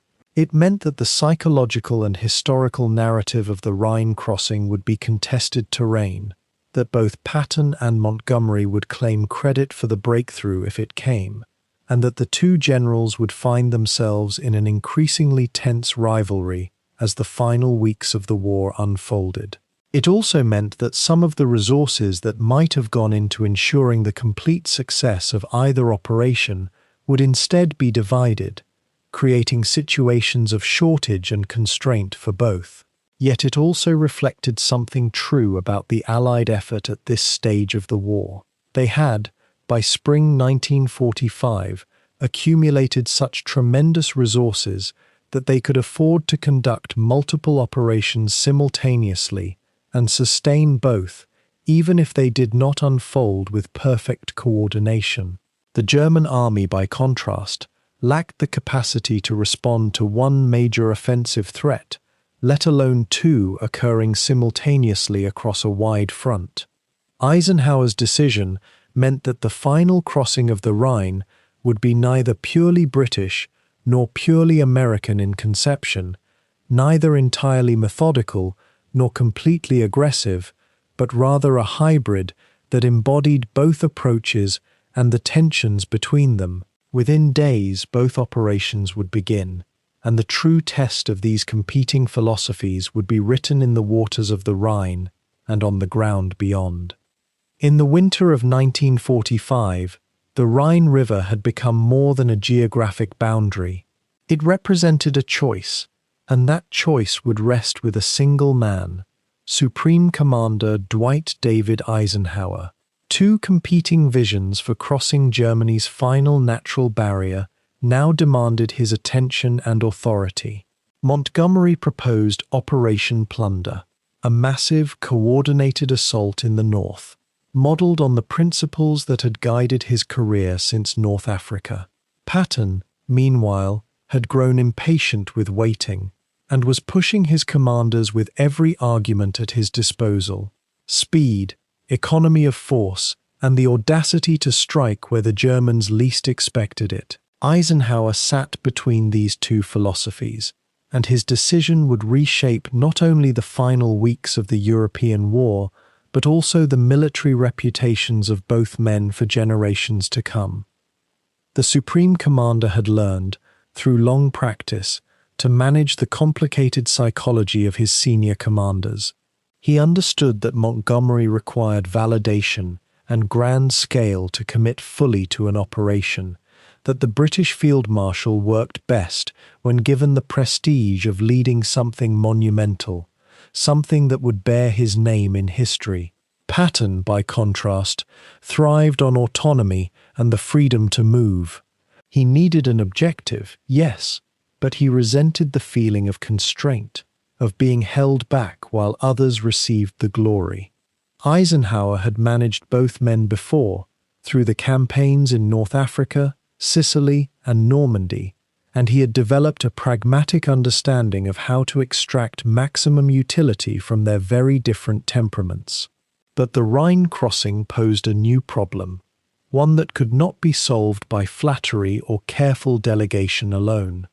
The two generals were no longer simply competing for resources or prestige. They were now proposing genuinely different operational approaches to the same problem, and Eisenhower had to choose, or find a way to allow both to proceed without creating chaos in the command structure. Montgomery's plan for Operation Plunder represented the culmination of his entire military philosophy. The operation would be launched in the north, along the lower Rhine, where the river was wider and the terrain on the western bank offered space for the staging of enormous quantities of supplies and personnel. Montgomery had requested assets commensurate with his vision: assault boats by the thousands, landing craft, amphibious vehicles, pontoon bridges, and most significantly, the commitment of the 1st Airborne Corps to drop behind enemy lines once the infantry had established a foothold. The operation would be preceded by a devastating artillery bombardment, tens of thousands of guns firing simultaneously to suppress enemy defenses and disorder German reserves. Smoke screens would shroud the water, allowing assault boats to cross under cover of darkness. It was the kind of operation that appealed to Montgomery's sensibilities, methodical, carefully orchestrated, with every variable calculated and every contingency planned for in advance. It would take time to assemble the necessary resources, but once launched, it would be overwhelming and nearly impossible for the Germans to resist.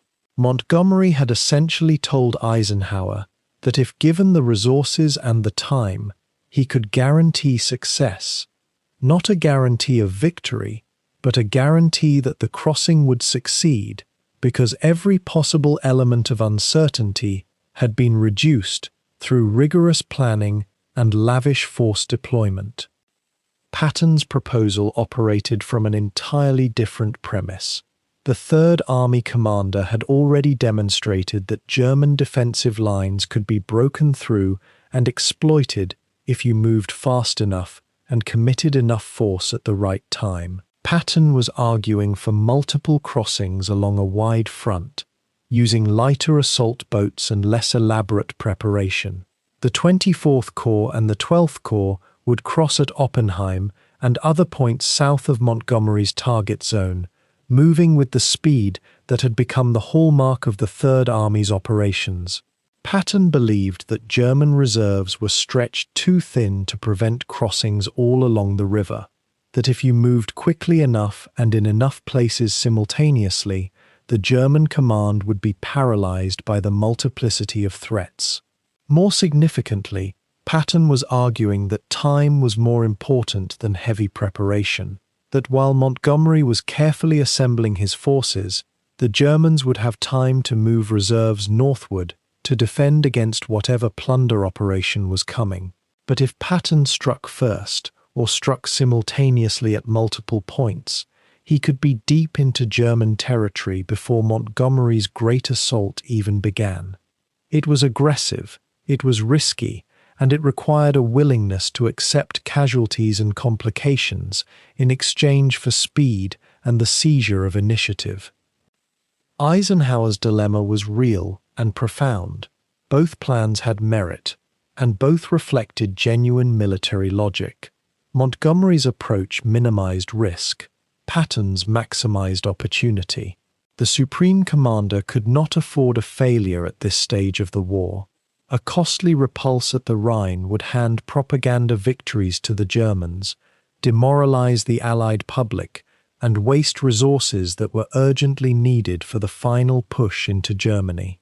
Yet he also recognized that the war was nearing its end, and the question of who would advance how far and how fast into Germany was already becoming a question of geopolitics. The Soviets were closing in from the east, and Eisenhower was acutely aware that the further the Western Allies penetrated into Germany before meeting the Soviet forces, the more territory they could potentially claim in the post-war settlement. Speed, therefore, had strategic implications that went beyond military considerations. Patton's argument was not merely about tactical audacity, it was about claiming ground and shaping the post-war world. The intelligence picture only complicated Eisenhower's decision. German defenses along the Rhine were weakening, but the rate of their collapse was uncertain. The Luftwaffe was barely functional, but anti-aircraft fire remained a significant threat to airborne operations.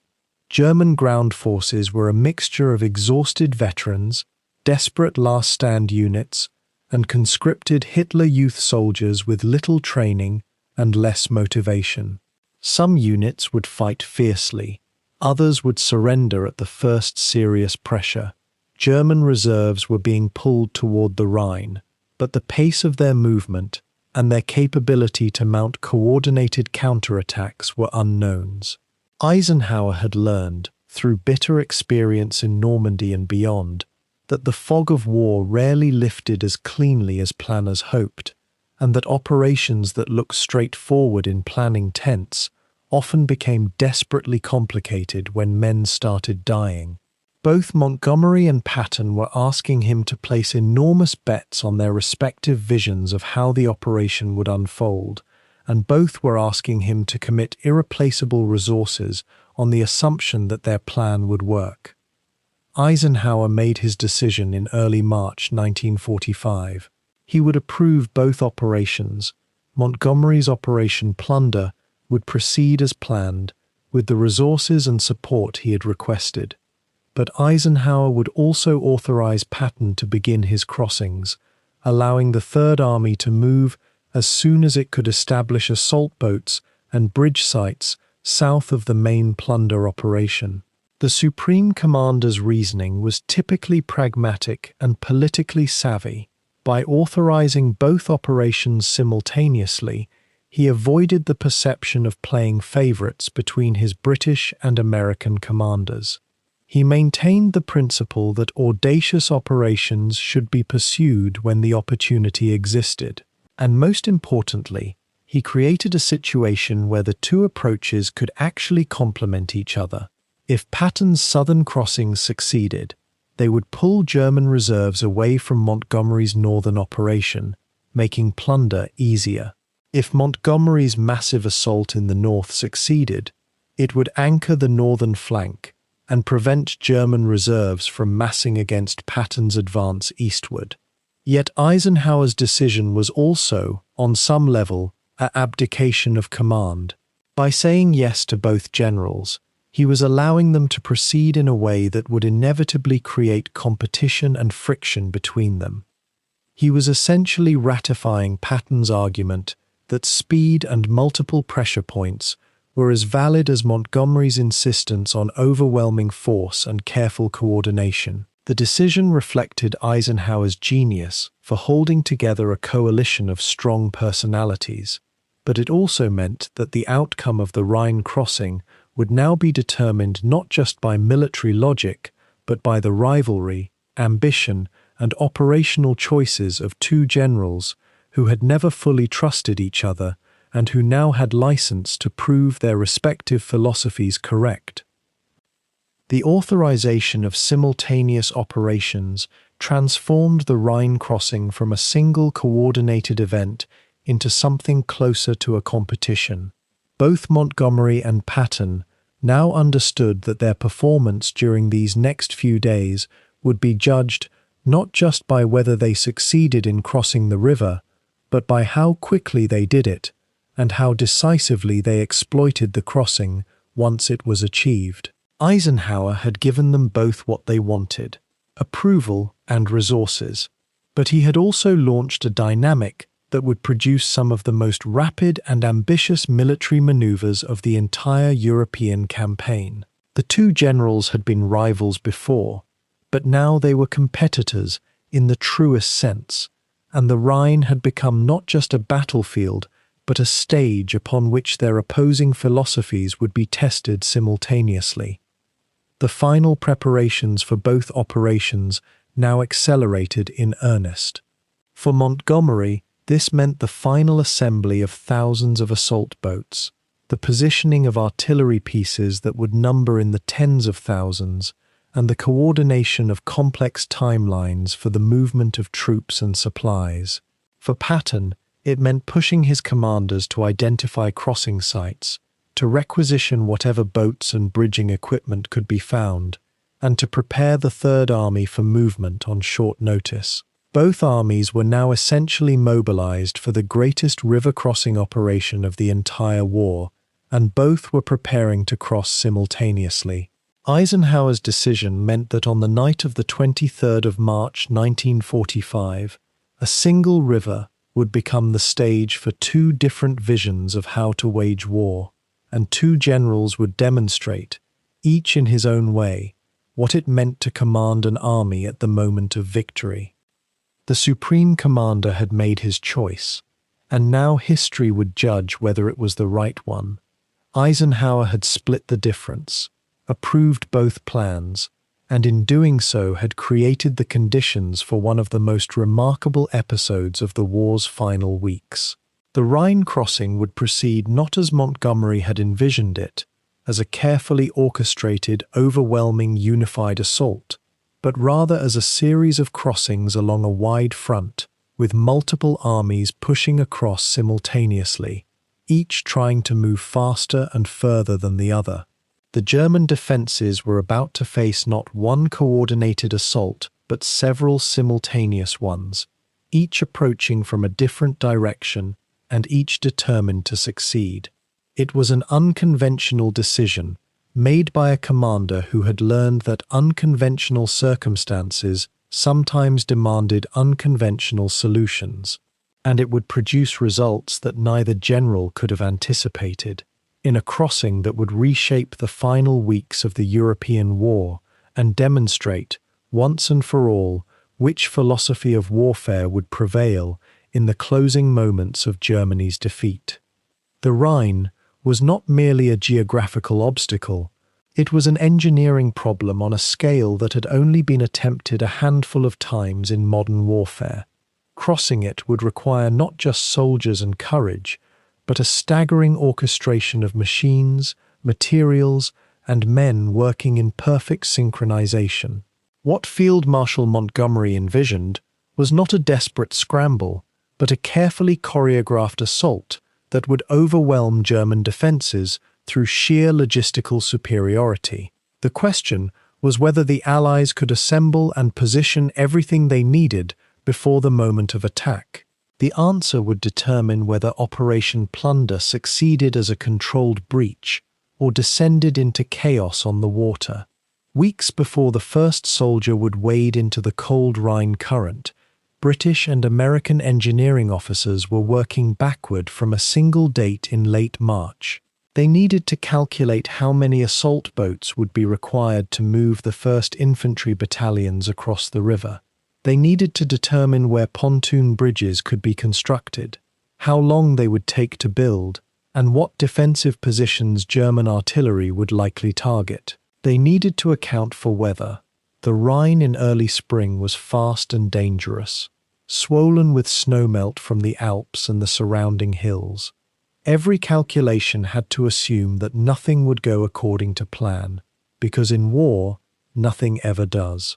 Yet the plan had to be precise enough to work when perfection mattered most. The scale of material being assembled was staggering. Thousands upon thousands of assault boats had to be collected, sorted, and transported to assembly points along the western bank of the Rhine. These were not uniform vessels. Some were lightweight rubber dinghies suitable for swift currents. Others were wooden-hulled assault boats fitted with engines. Still others were converted amphibious vehicles that could carry soldiers, vehicles, or supplies. Engineers at depots working across Belgium and Holland spent entire days cataloguing, repairing, and fueling these craft. Men welded damaged hulls, replaced engines that had failed during training, and repainted markings so that units would know which boats belonged to their formations. The boats had to be light enough to be moved by hand across muddy terrain, yet sturdy enough to survive the crossing under fire and the constant back-and-forth ferrying that would continue for days after the first assault. Every single vessel was crucial, because a shortage of even 20 or 30 boats could delay an entire battalion's crossing and throw the operation into confusion. The question of bridging equipment was equally complex. Pontoon bridges could be assembled relatively quickly, but they required materials, sections of pontoon, roadway decking, anchoring systems, and ramps at each end.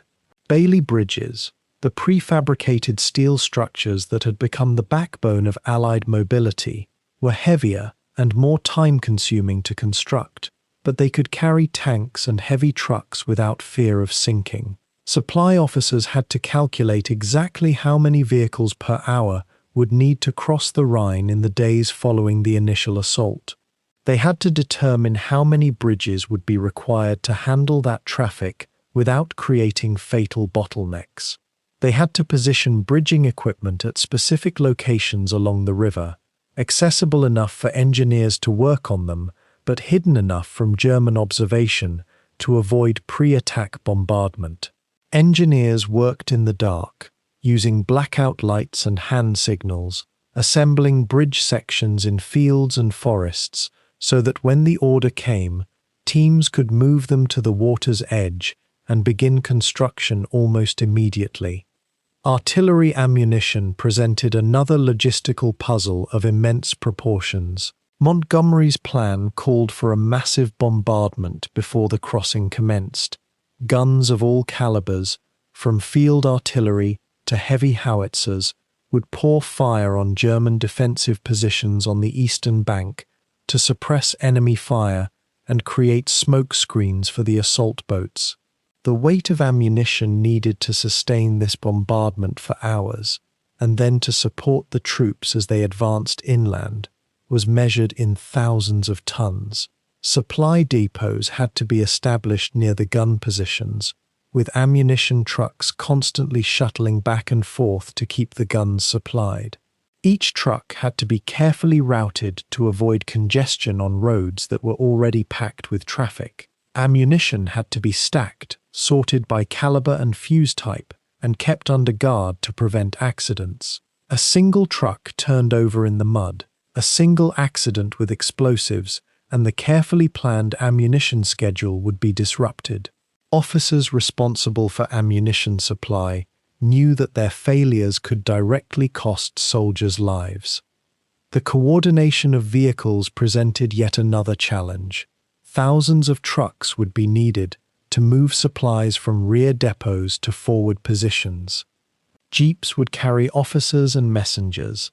Tank transporters would move armor across the newly completed bridges. Half-tracks and personnel carriers would shuttle troops from assembly areas to embarkation points. Medical vehicles would be positioned to evacuate casualties. Engineering vehicles and heavy equipment would follow the infantry to consolidate the bridgeheads. Every unit had to be positioned in exactly the right location at exactly the right time, arriving early enough to be ready, but not so early that vehicles would clog the roads and create targets for German artillery. Traffic control officers worked around the clock, directing convoys along specified routes, establishing rest areas where drivers could pause without blocking movement, and coordinating with unit commanders to ensure that vehicles arrived at embarkation points on schedule. A single traffic jam could delay an entire unit's crossing and create a domino effect throughout the operation. Supply lines stretched behind the assault forces like a lifeline attached to a diver descending into dangerous depths. These lines had to carry not just ammunition and fuel, but food, medical supplies, spare parts, and all the other materials that sustained an army in motion. The farther the army advanced into Germany, the longer these supply lines would become, and the more vulnerable they would be to German counterattack. British and American supply officers had to plan for this expansion, positioning intermediate supply dumps that could be established as the bridgeheads expanded. They had to calculate fuel consumption for thousands of vehicles, accounting for the fact that combat often meant vehicles would consume fuel at much higher rates than peacetime standards. They had to ensure that medical supplies would be available to treat the inevitable casualties, that ammunition would arrive before it was desperately needed, and that food would be provided so that soldiers could maintain the physical and mental stamina required for sustained operations. A break in the supply line was more than an inconvenience. It could transform victory into defeat. The engineers themselves were working with intensity born of knowing their tasks were genuinely critical. These were not merely construction workers in uniform. They were combat soldiers who would face German fire as they did their jobs. Sapper teams, Royal Engineers, American combat engineers, they trained intensively on river crossings, practicing the assembly of bridges and the ferrying of equipment under simulated fire. They memorized their roles in darkness so that they could execute them even when chaos reigned around them. Senior engineers, officer engineers with years of experience in France and Italy, designed the crossing sites, selecting locations where the river width was manageable, where the banks provided some natural protection, and where the approach roads were suitable for moving heavy equipment.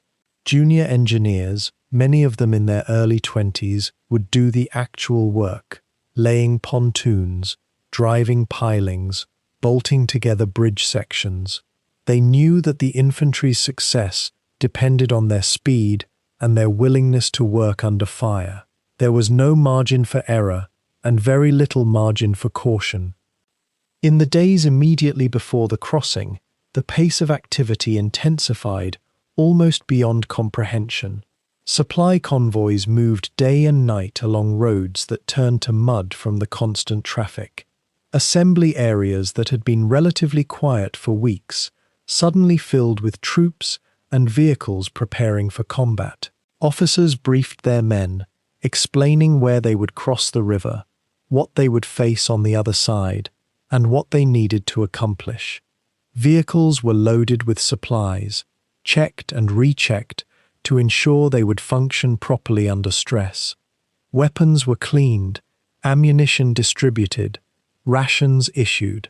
Medical personnel positioned themselves at aid stations that had been prepared behind the assault lines, readying their equipment for the casualties they knew would come. Engineers made final inspections of assault boats, checking engine fuel, verifying that oars or paddles were secure, ensuring that equipment was ready for immediate use. Radio operators tested their equipment, established frequencies and call signs, and practiced communications procedures that would have to function despite enemy jamming and the chaos of combat. Everything that could be checked was checked. Everything that could be prepared was prepared. The organization required to coordinate all of this activity was itself an engineering feat. Supply officers, transport officers, provost personnel managing traffic, signal corps teams establishing communications networks, medical officers coordinating evacuation routes. Each of these elements had to function in concert with all the others. A headquarters staff worked continuously, updating estimates of traffic flow, monitoring the position of ammunition trucks and fuel supplies, coordinating the movement of units toward their crossing sites.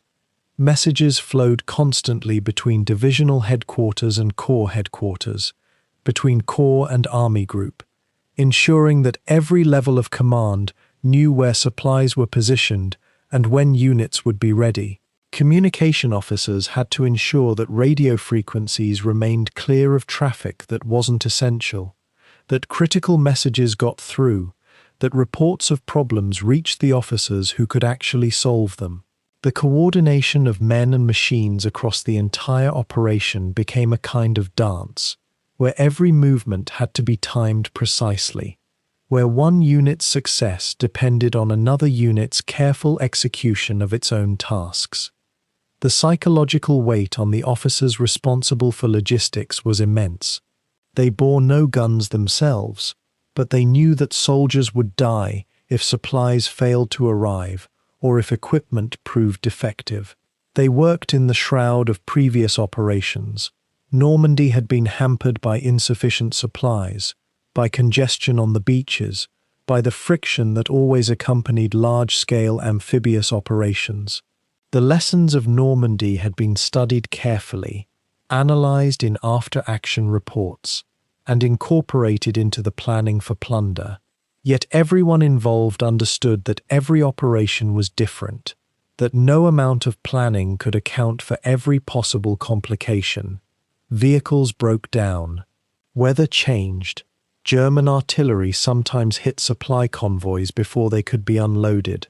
Soldiers sometimes failed to follow routes they had been ordered to use, creating confusion in traffic patterns. The logistical system had to be robust enough to absorb these shocks and still function. It had to be flexible enough to respond to problems that no one had anticipated, because problems always arose. As the night of the 23rd of March approached, the enormous machine that had been assembled and positioned over the previous weeks was ready. Thousands of assault boats waited in embarkation areas, their engines warming, their crews doing final checks. Pontoon sections were positioned where engineers could move them to the water's edge in minutes. Bailey Bridge components were stacked in fields, ready to be transported to crossing sites as soon as the assault waves established beachheads. Ammunition trucks sat full and ready, waiting for the order to move forward. Supply dumps were positioned in a careful hierarchy, frontline supplies near the embarkation areas, deeper supplies farther back, a carefully calculated distribution of resources designed to support the operation for days without breaking. The soldiers who would do the actual crossing, infantry, engineers, support personnel, were positioned in assembly areas, many of them trying to sleep in cold nights before what they knew would be the most demanding test of their lives. The machine was wound tight, ready to release its energy. What remained was for the orders to come, for the commanders to give the word, and for all this carefully prepared logistics to translate into movement across the Rhine under fire. The Rhine stood before them now, not as a map or a strategic concept, but as a real river, cold, dark, and waiting. By late March in 1945, the soldiers of the British 21st Army Group knew what was coming. They had heard the rumours, seen the reconnaissance photographs, watched the engineers arrive with boats and bridging equipment. Some had fought across the Seine, others had waded through the Maas. But the Rhine was different. The Rhine was the last barrier. The Rhine was where Germany would make its stand, or so the officers said. For the men selected to ride in the first assault waves, the knowledge settled into their bellies like cold lead. They were infantrymen mostly, boys of 19 and 20, some barely shaving, pulled from reinforcement depots and consolidated battalions. They came from Yorkshire and Cornwall, from Glasgow and South Wales, from London's East End and English villages, whose names they would never see again. They had trained in amphibious operations, practiced loading into assault boats under the eyes of stern-faced sergeant majors, studied maps of the German defensive positions with the intensity of men studying their own deaths. Now, as the final preparations began, the psychological reality of what awaited them transformed from abstract training into something visceral and immediate. The assault boats themselves were unglamorous machines, flat-bottomed craft, shallow-drafted, vulnerable. The standard infantry assault boat could carry around 15 men, packed shoulder to shoulder with their rifles, packs, and ammunition. They were rowed by oarsmen, usually 4 or 5 per boat, young soldiers with strong backs who had trained relentlessly to pull their craft across hostile water under fire. These boat crews understood their role with perfect clarity: get the infantry across, withdraw, return to the embarkation point, reload, and do it again. And again. The boats had no armour, no weapons, no protection beyond the darkness that would cloak the first crossing. A single shell fragment could puncture the thin hull. Machine gun fire, concentrated and accurate, could shred the men packed inside before they ever reached the far bank. The boat crews knew this. They rehearsed endlessly, developing the muscle memory that might save lives. The explosive pull on the oars at the moment of contact, the angle needed to beach the boat, the sequence of commands that would let the infantry leap ashore without delay. In the barracks and briefing tents, officers spoke of success rates and tactical advantages, but the men in the boats thought about survival. They thought about going home. The engineers who would accompany those first waves carried a different burden entirely. While the assault infantry were armed with rifles and hope, the sappers carried explosives, bridging materials, and the weight of an impossibly complex task. They were specialists, men trained to recognize mines and booby traps, to work with precision under pressure, to think clearly when everything around them was chaos. Some were Royal Engineers, others attached from specialized units across the British Army. They would go ashore in the first or second waves, behind the rifle companies and would immediately begin reconnaissance work to identify safe crossing routes and prepare positions for the bridging equipment that would follow. They had to distinguish German minefields from natural terrain features, had to probe and test, and mark safe paths for the thousands who would come behind. They had to do this under fire, often at night, with limited visibility and German defenders trying to kill them. The engineers wore their rank insignia like targets painted on their chests. They knew they would likely sustain heavy casualties. They knew this before they even crossed the water. Briefings intensified in the days before the operation.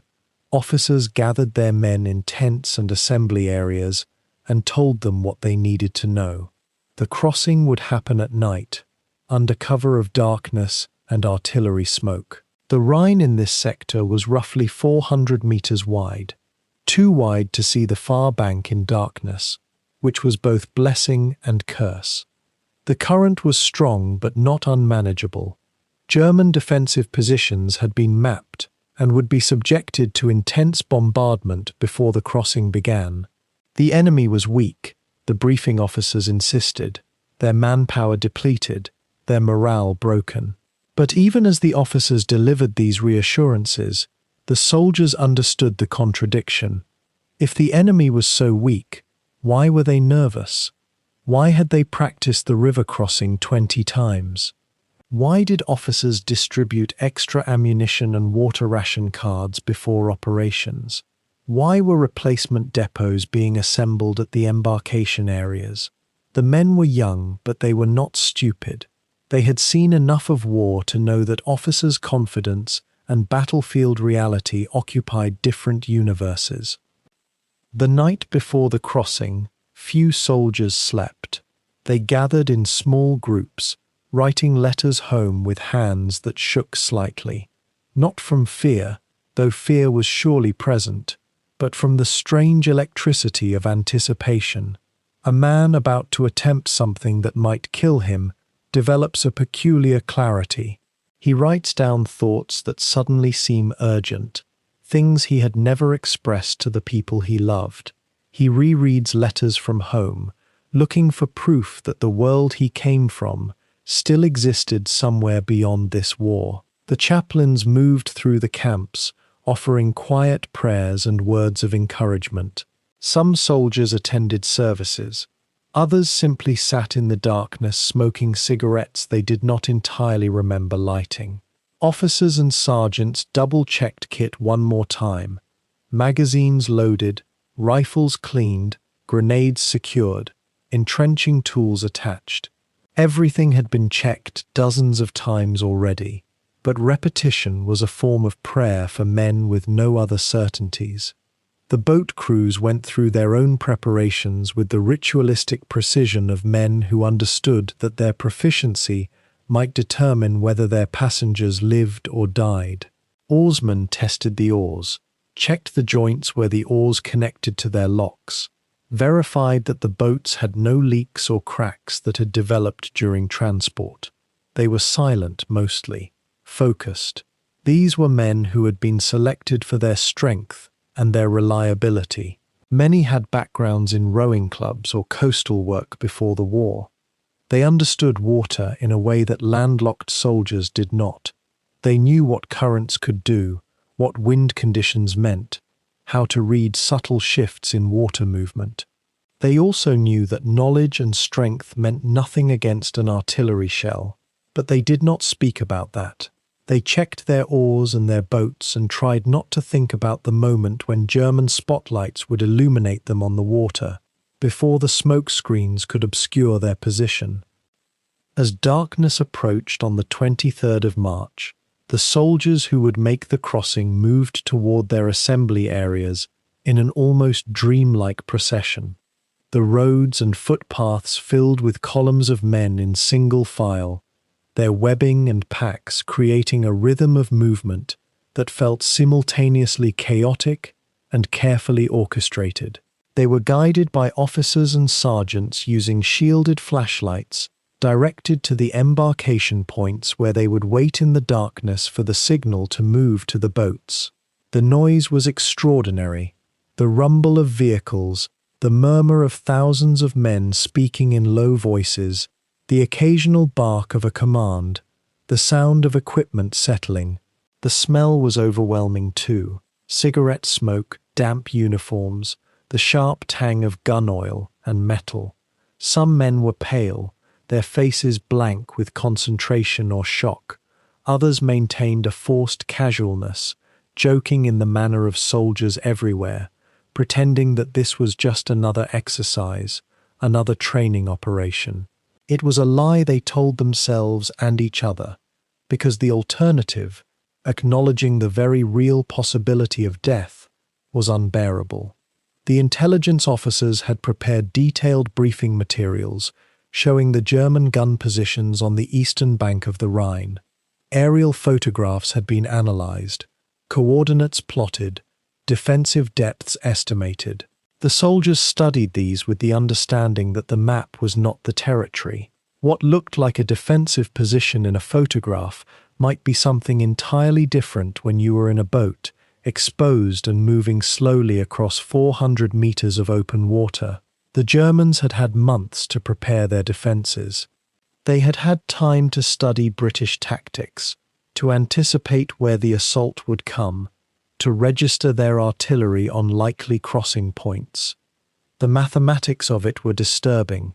Thousands of men in slow-moving boats, presented with perfect targets by the combination of darkness and the brightness of their own smoke screens.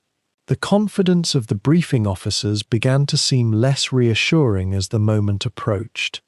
Through the evening hours, the men waited.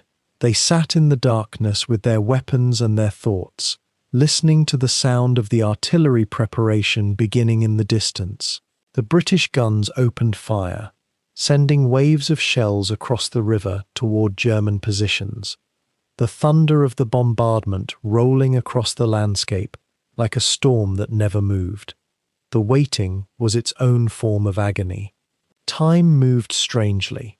Minutes stretched into hours, and then suddenly it was time to move toward the boats.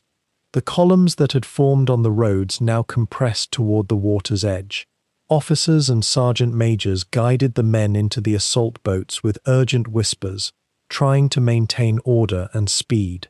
20 men, 18 men, 15 men, the boats loaded in practiced rhythm, rifles held vertically to save space, each man aware of the soldier pressing against him on either side. When the boats were full, the oarsmen took position and awaited the signal to push off from the bank. The moment before the oars entered the water was a threshold moment. On one bank was the known world, the supply depots, the artillery positions, the officers with maps and clipboard, the accumulated weight of military organization. On the far bank was the unknown. Somewhere across that dark water, German defenders waited. Searchlights might illuminate them.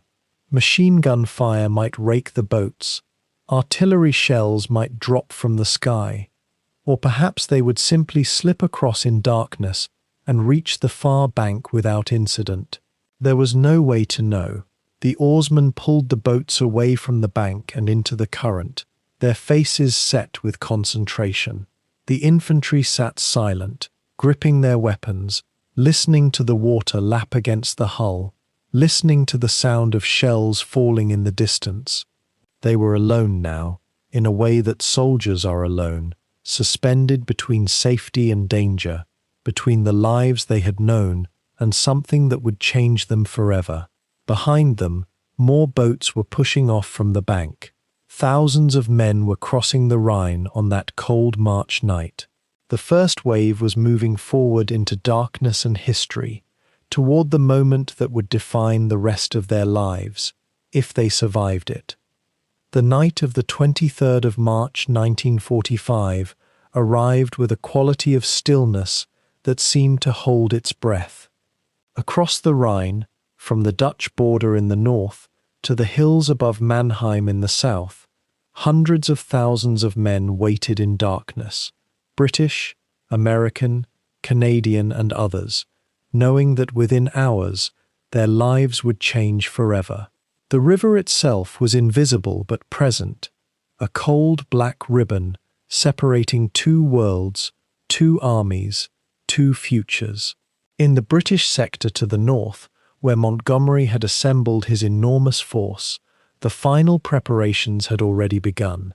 Engineers made last checks on the assault boats and amphibious vehicles lined up on the western bank, like enormous metal insects preparing to swarm. Radio operators tested their sets one final time, voices crackling softly in the darkness.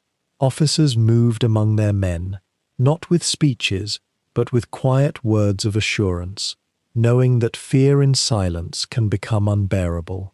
The soldiers themselves, many of them young men who had fought through Normandy and across the Low Countries, sat cleaning their rifles for the 100th time, writing letters they might never send, smoking cigarettes they held between trembling fingers.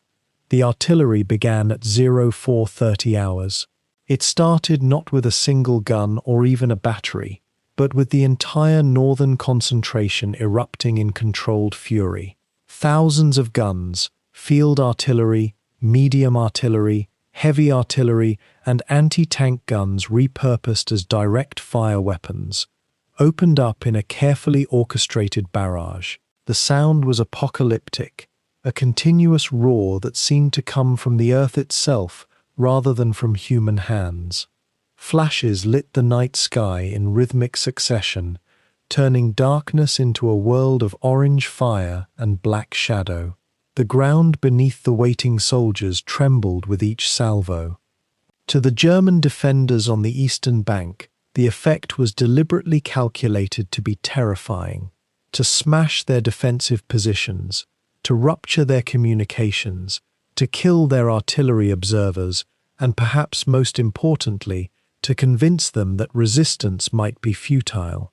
The barrage lasted more than 2 hours, and in that time, the RAF and USAF bombers that had been circling since dusk joined the assault, adding their own tonnage of high explosive to the river valley. The German defenders, sheltering in bunkers and gun positions, experienced it as a storm beyond anything most of them had known, even veterans of the Eastern Front. Simultaneously, and with far less fanfare, Patton's forces were making their own preparations in the south. The Third Army commander had refused to wait for the methodical assembly and theatrical preparation that Montgomery favored. Instead, his divisions had been moving into position for days, equipment gathered quietly, crossing points selected not with elaborate ceremony, but with tactical efficiency.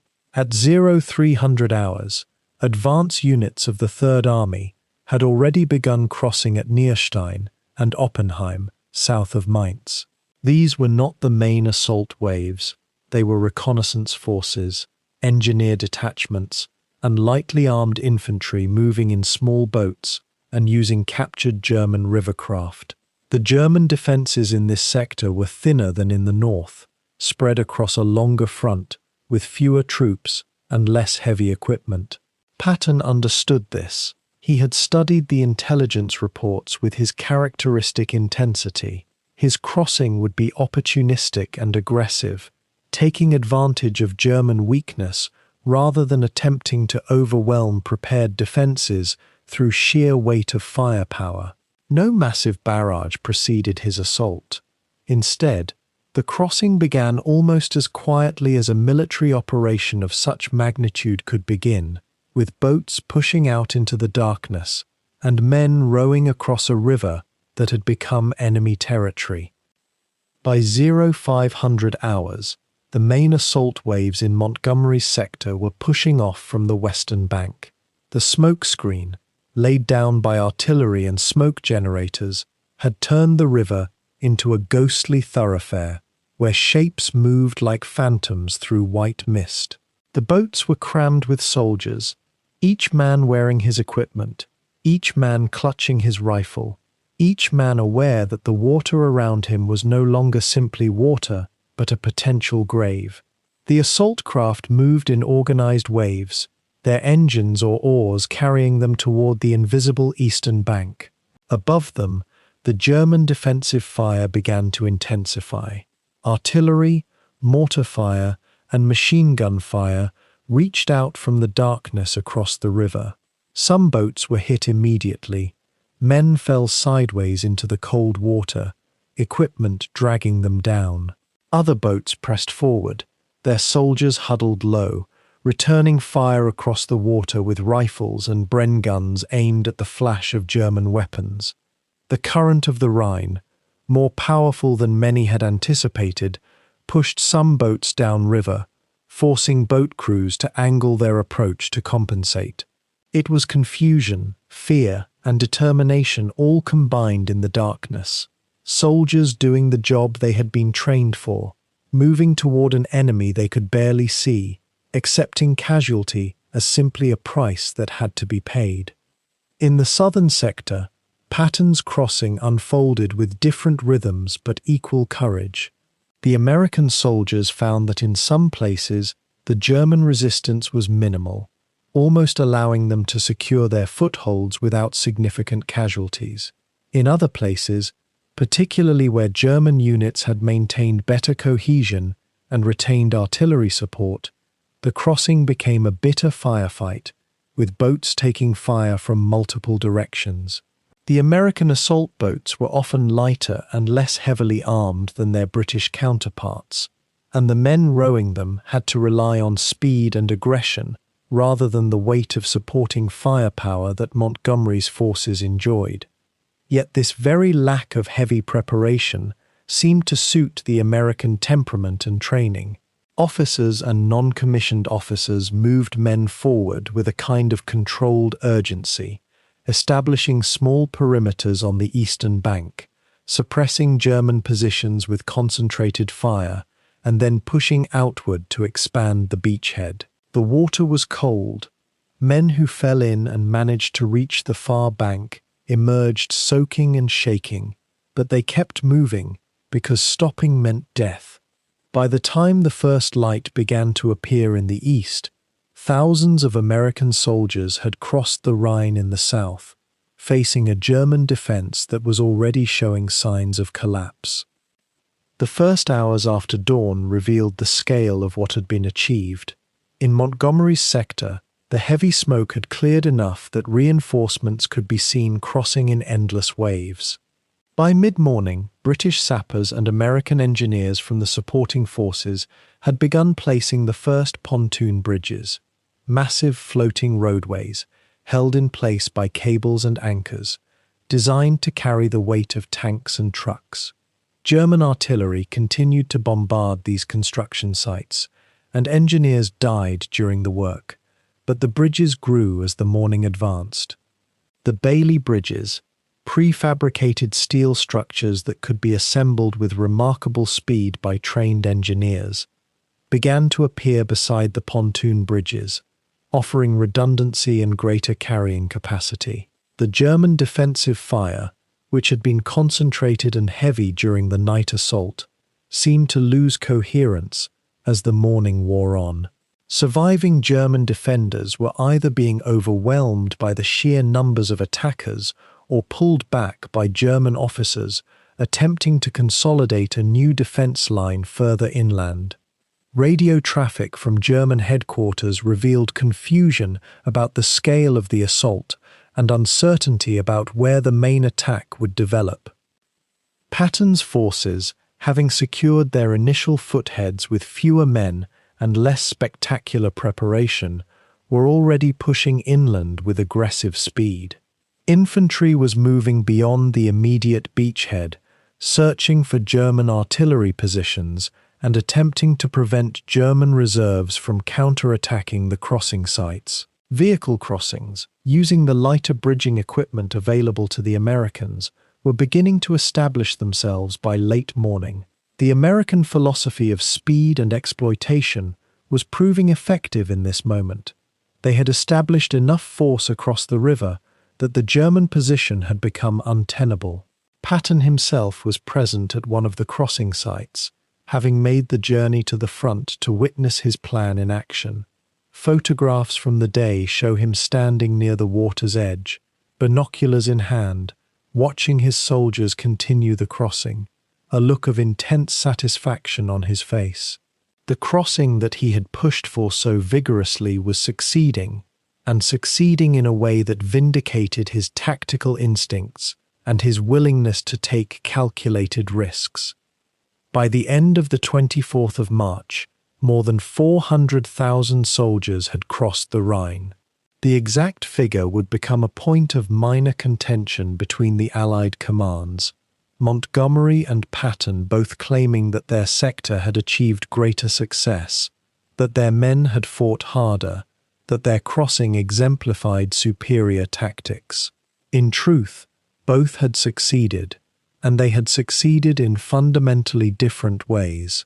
Montgomery's crossing had been a masterpiece of preparation and coordination, a set-piece assault that looked like what river crossings looked like in military textbooks. His forces had suffered significant casualties in the initial assault, but they had also achieved a broad, deep beachhead protected by heavy firepower. Patton's crossing had been less costly in the initial phases because it had been less heavily defended and had been executed with lower force densities. His men had crossed in smaller waves, established less secure beachheads initially, but had made up for this with speed and aggressive expansion. The two approaches were complementary in the way that they stressed different aspects of military capability, and together they had accomplished what had seemed doubtful only days before. The crossing of the Rhine on the night of the 23rd and throughout the 24th of March represented the culmination of months of preparation, planning, and waiting. The intelligence had been accurate, the timing had been chosen wisely, and the execution, despite all the confusion and fear inherent in such operations, had been broadly successful. German defences, which had been described in advance as formidable, turned out to be less resilient than feared. The German army by this point in the war was stretched across multiple fronts, fighting an enemy from the west, and increasingly aware that a catastrophic enemy was approaching from the east. The reserves that might have launched a coordinated counterattack against the Rhine crossing either did not exist or were committed elsewhere. The Luftwaffe, which had once dominated European skies, was almost entirely absent, its fighters grounded by lack of fuel, its pilots exhausted, its aircraft increasingly destroyed faster than they could be replaced. The crossing of the Rhine, in the moment it happened, felt like a triumph of planning and courage. In the context of the wider war, it was becoming clear that it would be remembered as the crossing that made inevitable the final defeat of Nazi Germany. The river that had seemed so formidable for so long had been crossed, and on the far side, the path to Berlin lay open. The night of the 23rd of March 1945 was moonless and thick with man-made darkness. Artillery fire had churned the western bank of the Rhine into a smoking wasteland hours before the assault began, and now smoke generators added their chemical fog to the natural gloom. The assault craft were lined up in the shallows and hidden in riverbank vegetation, hundreds of them, small wooden or steel boats designed to carry infantry across this final water barrier. The soldiers sat in darkness, checking weapons that had already been checked a dozen times, speaking in whispers that barely carried above the sound of the river's current and the distant rumble of artillery. Most were young, teenagers, and men in their early 20s, pulled from towns and farms across Britain, trained for this single night, this single river crossing. They carried everything: rifles, grenades, ammunition belts, entrenching tools, gas masks they hoped they would never need, rations they would never eat. The weight of it pressed down on them in the darkness, a physical reminder that death was waiting on the far bank. At 0430 hours, the signal came.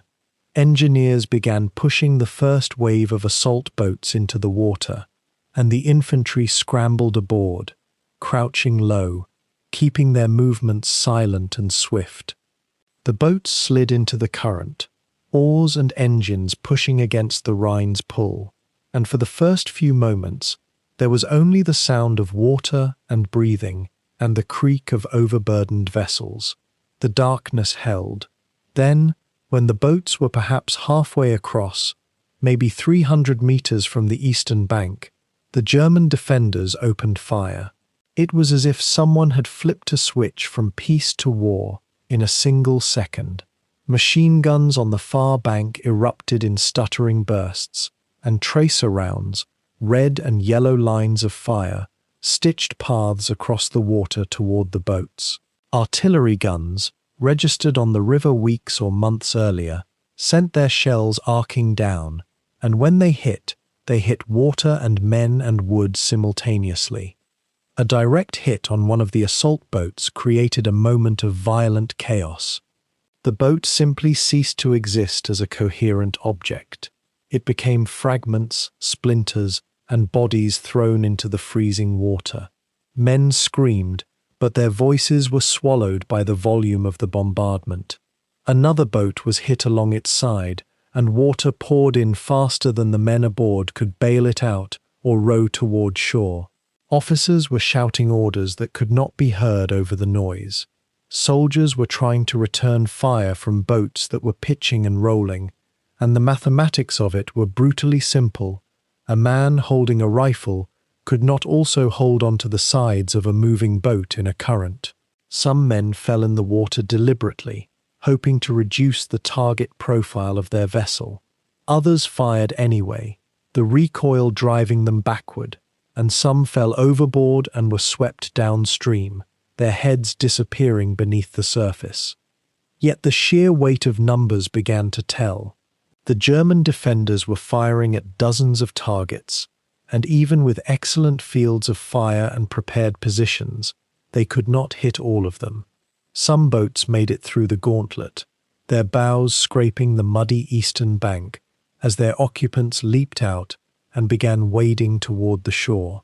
The water was bitterly cold, cold enough that a man submerged would lose consciousness within minutes, and it sucked the air from their lungs as they splashed forward, weapons held high, seeking cover in anything the devastated world offered. The preliminary bombardment had torn apart the German frontline defences. Craters and splintered trees became temporary shelter. As the first infantrymen reached solid ground, they began to move inland, taking fire from machine gun nests that had survived the artillery preparation, returning fire with rifles and Tommy guns and grenades. The German response was coordinated but weakening.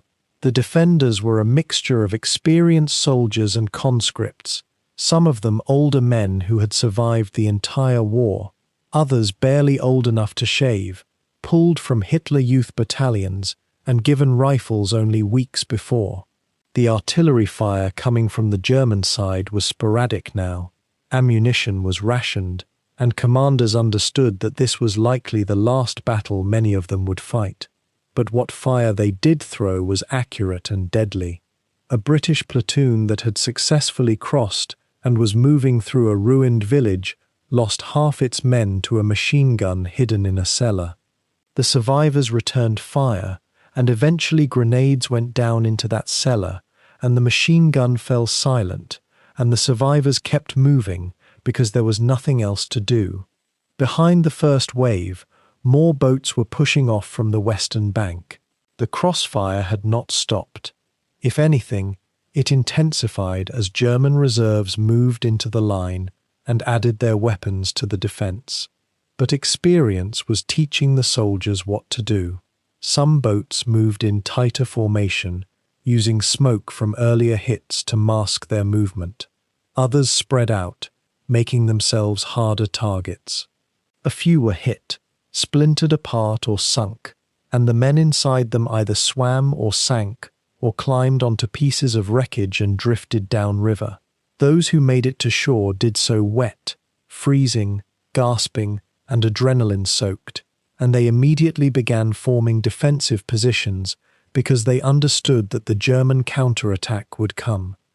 By the time the sun began to lighten the sky in the east, reducing the cover of darkness that had protected the assault, roughly 10,000 men had crossed the Rhine, bruised, shocked, some of them wounded, but alive and on the eastern bank.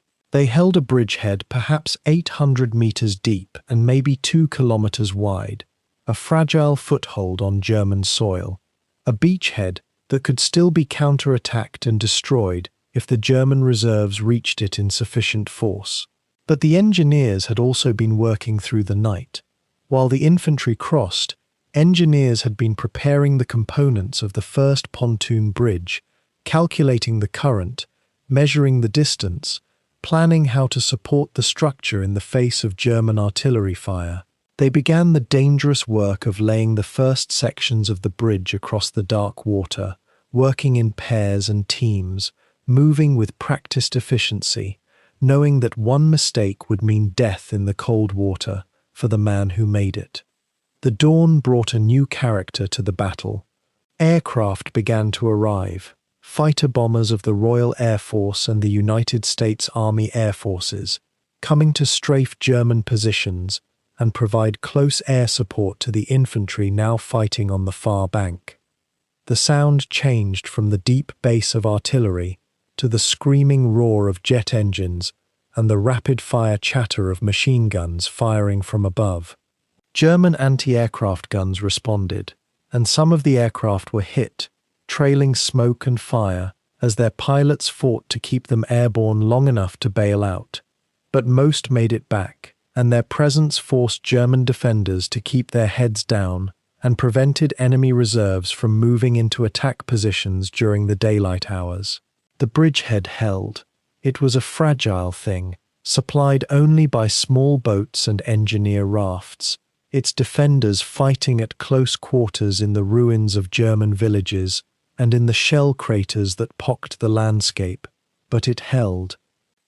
By midday on the 24th of March, the first pontoon bridge was complete, a temporary structure of wood and steel, lashed together and anchored against the current, able to support the weight of men and their equipment, but not yet capable of carrying heavy vehicles and armor. Engineers had worked through the night and through the morning under sporadic German fire, and now their creation could serve its purpose. The first trucks began to cross, rolling slowly and carefully across the bridge, heading toward the bridgehead and the waiting soldiers who would use the supplies and ammunition they carried. Behind them came more troops, fresh units prepared to relieve the exhausted soldiers who had fought through the night, units ready to expand the bridgehead and push the German defenders further back from the river. The price of those first hours of Operation Plunder was substantial. The British 21st Army Group recorded nearly 4,000 casualties in the crossing operations, men killed, wounded, or missing in the first 12 hours of the assault. Some of them were in the boats that sank or were hit while attempting to cross. Some were killed by German machine gun and artillery fire. Some drowned in the Rhine's cold water after their boats were hit or capsized. Some died in the first desperate fights on the eastern bank, struggling for possession of villages and defensive positions against enemies they could barely see in the smoke and chaos. But for all the cost, the crossing had succeeded. The German defensive line, however fierce in its final moments, had been broken. Thousands of Allied troops now stood on the eastern bank of the Rhine, and though German defenders continued to resist, in some places fiercely, the outcome was no longer in doubt. The last great natural obstacle between the Allies and the heart of Germany had been crossed, and the question now was not whether Germany would be defeated, but only how long the country would continue to resist as its death throes played out over the next several weeks. As night surrenders to the grey light of dawn on the 24th of March 1945, the eastern sky begins to change. The artillery barrage that has been rolling across the Rhine for hours reaches its crescendo, then suddenly ceases. In that sudden silence, a new sound emerges, the drone of aeroplane engines, hundreds of them, approaching from the west. The men on the ground, both those who have already crossed and those still waiting on the western bank, look up to see the sky itself begin to fill. Transport aeroplanes, four-engined Dakotas and British Sterlings, appear in loose formations, towing gliders beneath them like mechanical parasites. This is Operation Varsity, the largest airborne operation ever mounted in Europe, and it marks the moment when the Rhine crossing transforms from an assault by foot soldiers into a full-scale invasion of German territory from above. The paratroopers descending through that dawn represent the final phase of Allied deception, determination, and overwhelming force. The concept behind Varsity had taken shape weeks earlier in the planning staffs of Montgomery's 21st Army Group. The commander understood that while assault boats and swimming soldiers might capture the first bank, holding it against German counterattack was another matter entirely. The Germans, despite their shrinking resources and divided attention, still possessed reserves that could be rushed to the Rhine at short notice. German panzer divisions, weakened but not destroyed, still existed in the German heartland. The brilliant solution was to drop airborne forces directly behind the crossing points, seizing the critical ground beyond the river before German reinforcements could organize.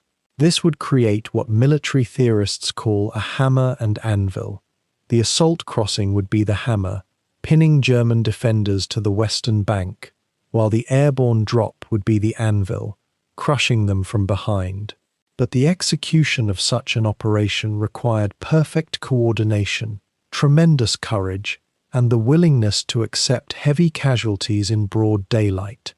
The airborne units assigned to Varsity came primarily from two corps, the American 18th Airborne Corps and the British 1st Airborne Corps. These were the men who had jumped into Normandy, or who had trained since then with the knowledge that such a jump would come. The American paratroopers, roughly 12,000 of them from the 17th Airborne Division and the 82nd Airborne Division, were experienced fighters. The British and Canadian airborne soldiers, another 1,000 or so from the 6th Airborne Division, had rehearsed this crossing extensively. They knew, in the way that soldiers always know, that this would be different from previous operations. The drop zones were relatively small and densely packed with anti-aircraft defenses that intelligence reports had confirmed. The weather, while not perfect, was clear enough that visibility would work against them. There would be no clouds to hide in, no darkness to cloak their descent. The sun would be rising as they fell from the sky. The paratroopers had packed and repacked their kit in the hours before dawn, a ritual familiar to any soldier who knows the weight of preparation. Each man carried not only his personal weapon and ammunition, but also the specialized equipment his unit required: machine guns, mortars, radios, medical kits, explosives. The weight was enormous, often exceeding 100 pounds per man, and every pound would become a trial during the jump and the fighting that would follow. Officers and sergeants moved through the ranks checking equipment, offering words of encouragement that rang hollow against the reality of what was coming. The men sat in rows, some talking, some silent, some writing letters they hoped would reach home if things went wrong. The transport aeroplanes were being loaded in an intricate sequence. Each unit knew its aircraft, each section knew its position. There was a terrible precision to it all, the machinery of warfare turning smoothly toward its appointed hour. By the time the engines started and the aeroplanes began to move, every man aboard understood that the next few hours would define whether the crossing succeeded or whether it became a bloodbath. The flight eastward across the Rhine took perhaps 20 minutes. long enough for every second to stretch into an eternity. Paratroopers sat in canvas seats along the fuselage of the Dakotas, unable to see outside, hearing only the roar of engines and feeling the vibration that seemed to penetrate every bone. The pilots below were flying straight and level, unable to weave or take evasive action without throwing the paratroopers around and disrupting the precise timing of the jump. Below them, the world of Germany was waking to bombardment. Anti-aircraft batteries that had been silent for the last hours sprang to life as the aeroplanes appeared. The sky suddenly erupted with flak, the distinctive black bursts of anti-aircraft fire that bloomed like deadly flowers in the morning air. Some aeroplanes took hits.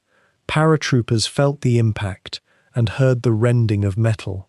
Smoke began to fill some of the fuselages, acrid and choking.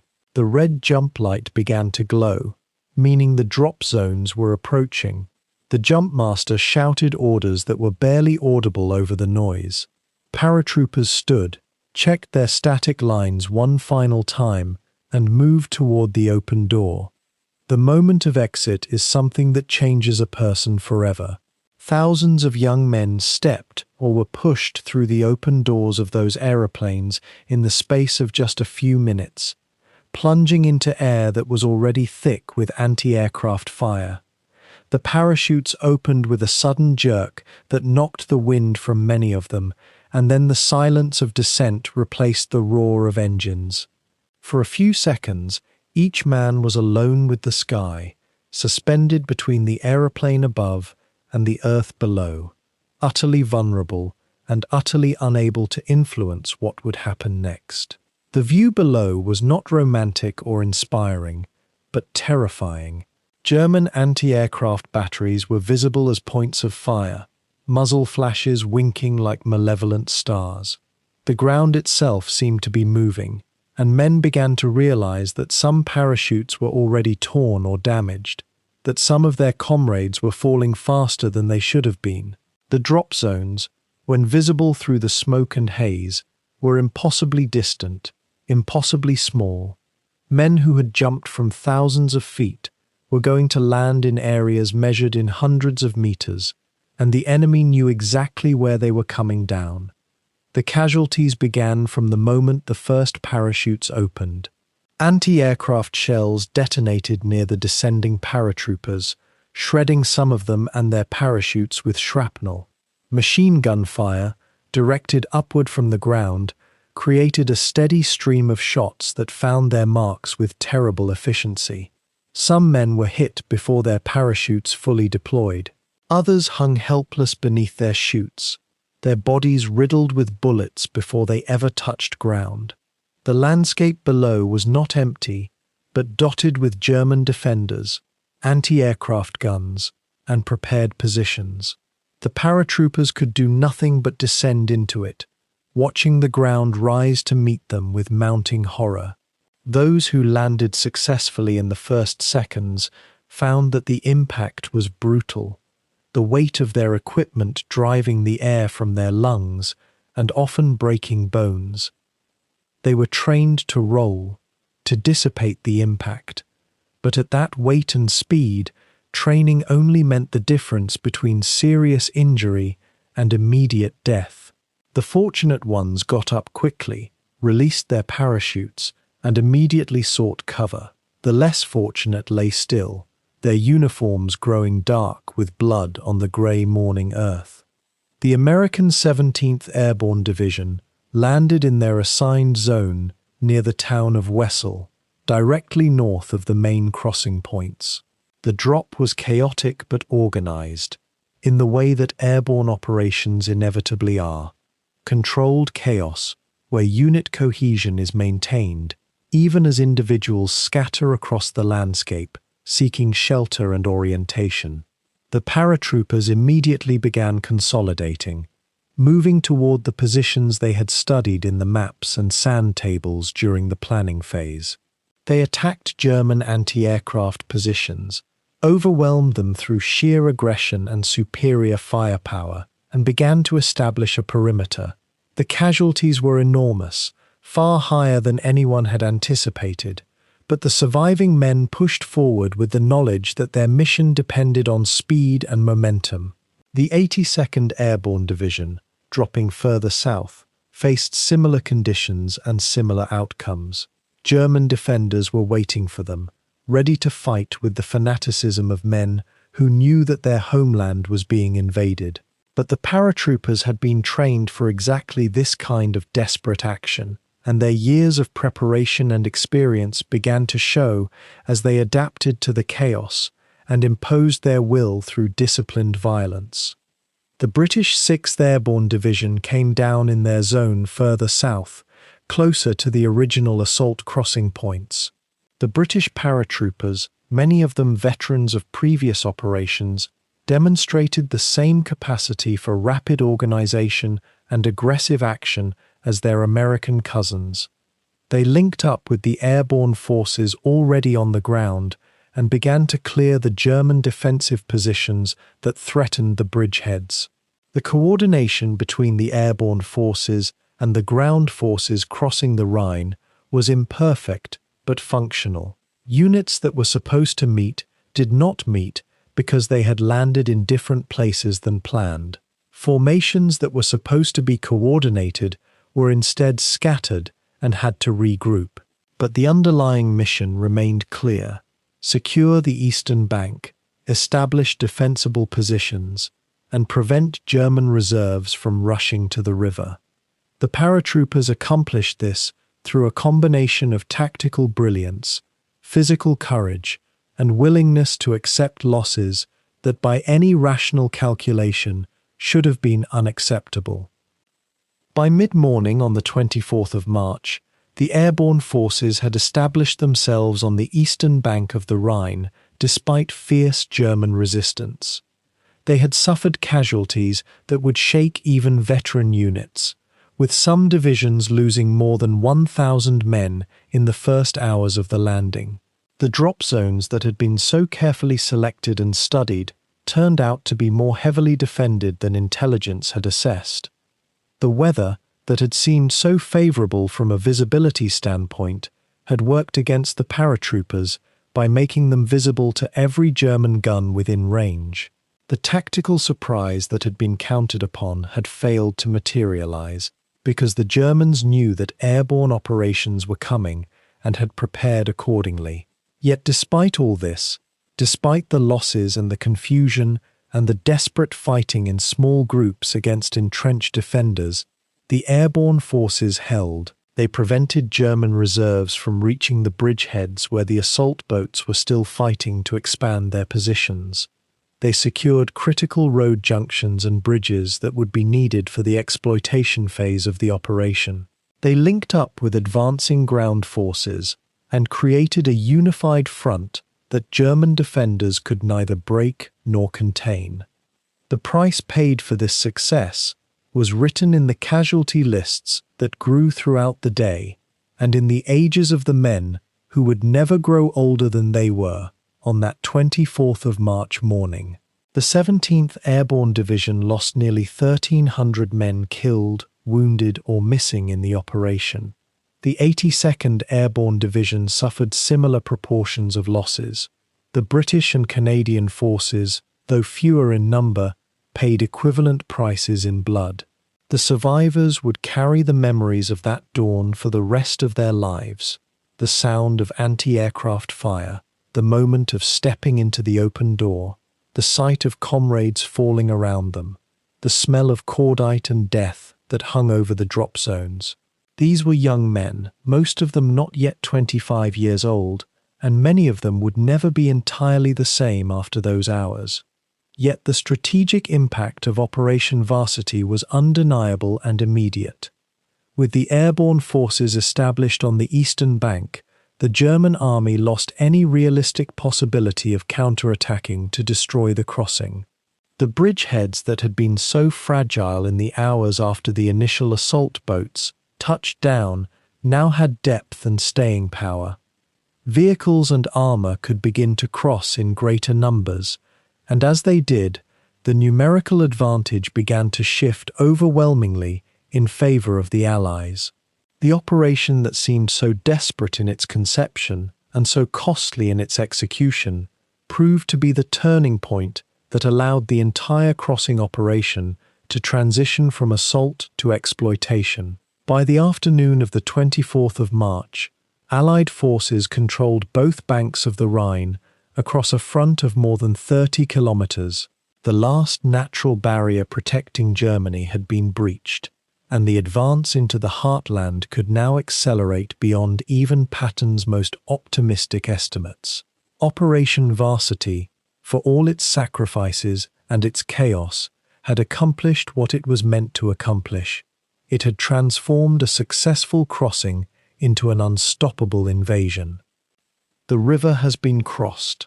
Thousands of soldiers have clawed their way through German machine gun fire, waded through freezing water, and established shallow beachheads on the eastern bank of the Rhine. Infantry dug in among the rubble, exhausted and bleeding, holds ground that was never supposed to be captured so quickly or so completely.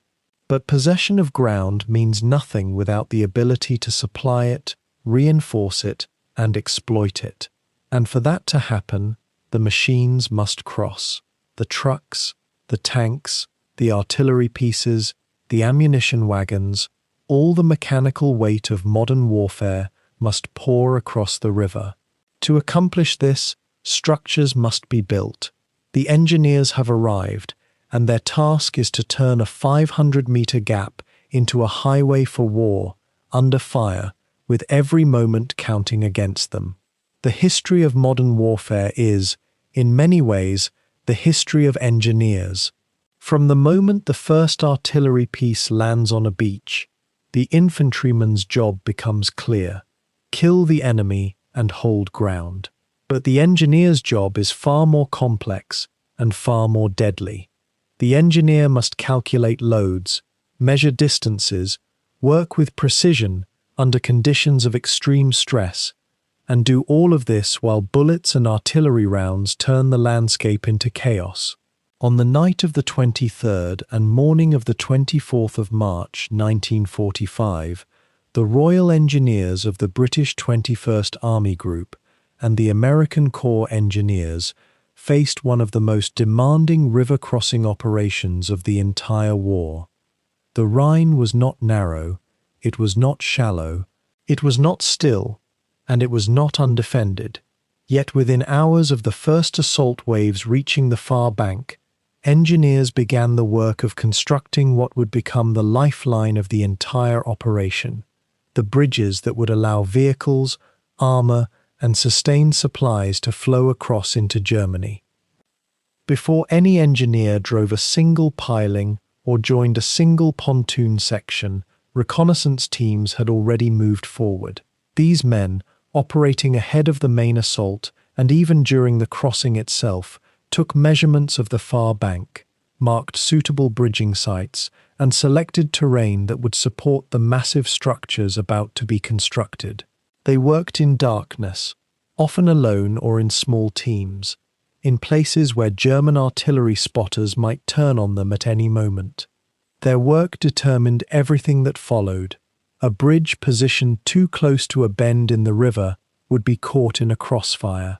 A site chosen on low ground would be vulnerable to flooding and to indirect fire from higher positions that the Germans still held inland. The reconnaissance engineers operated with maps that were often incomplete and with knowledge that the enemy positions were not fixed but shifting. They knew that mistakes in their calculations would cost lives, not their own perhaps, but the lives of the men and machines that depended on the bridges they would help build. The pontoon bridges came first. These were not permanent structures. They were designed to be built quickly, floated on the water, and anchored to create a surface for vehicles to cross.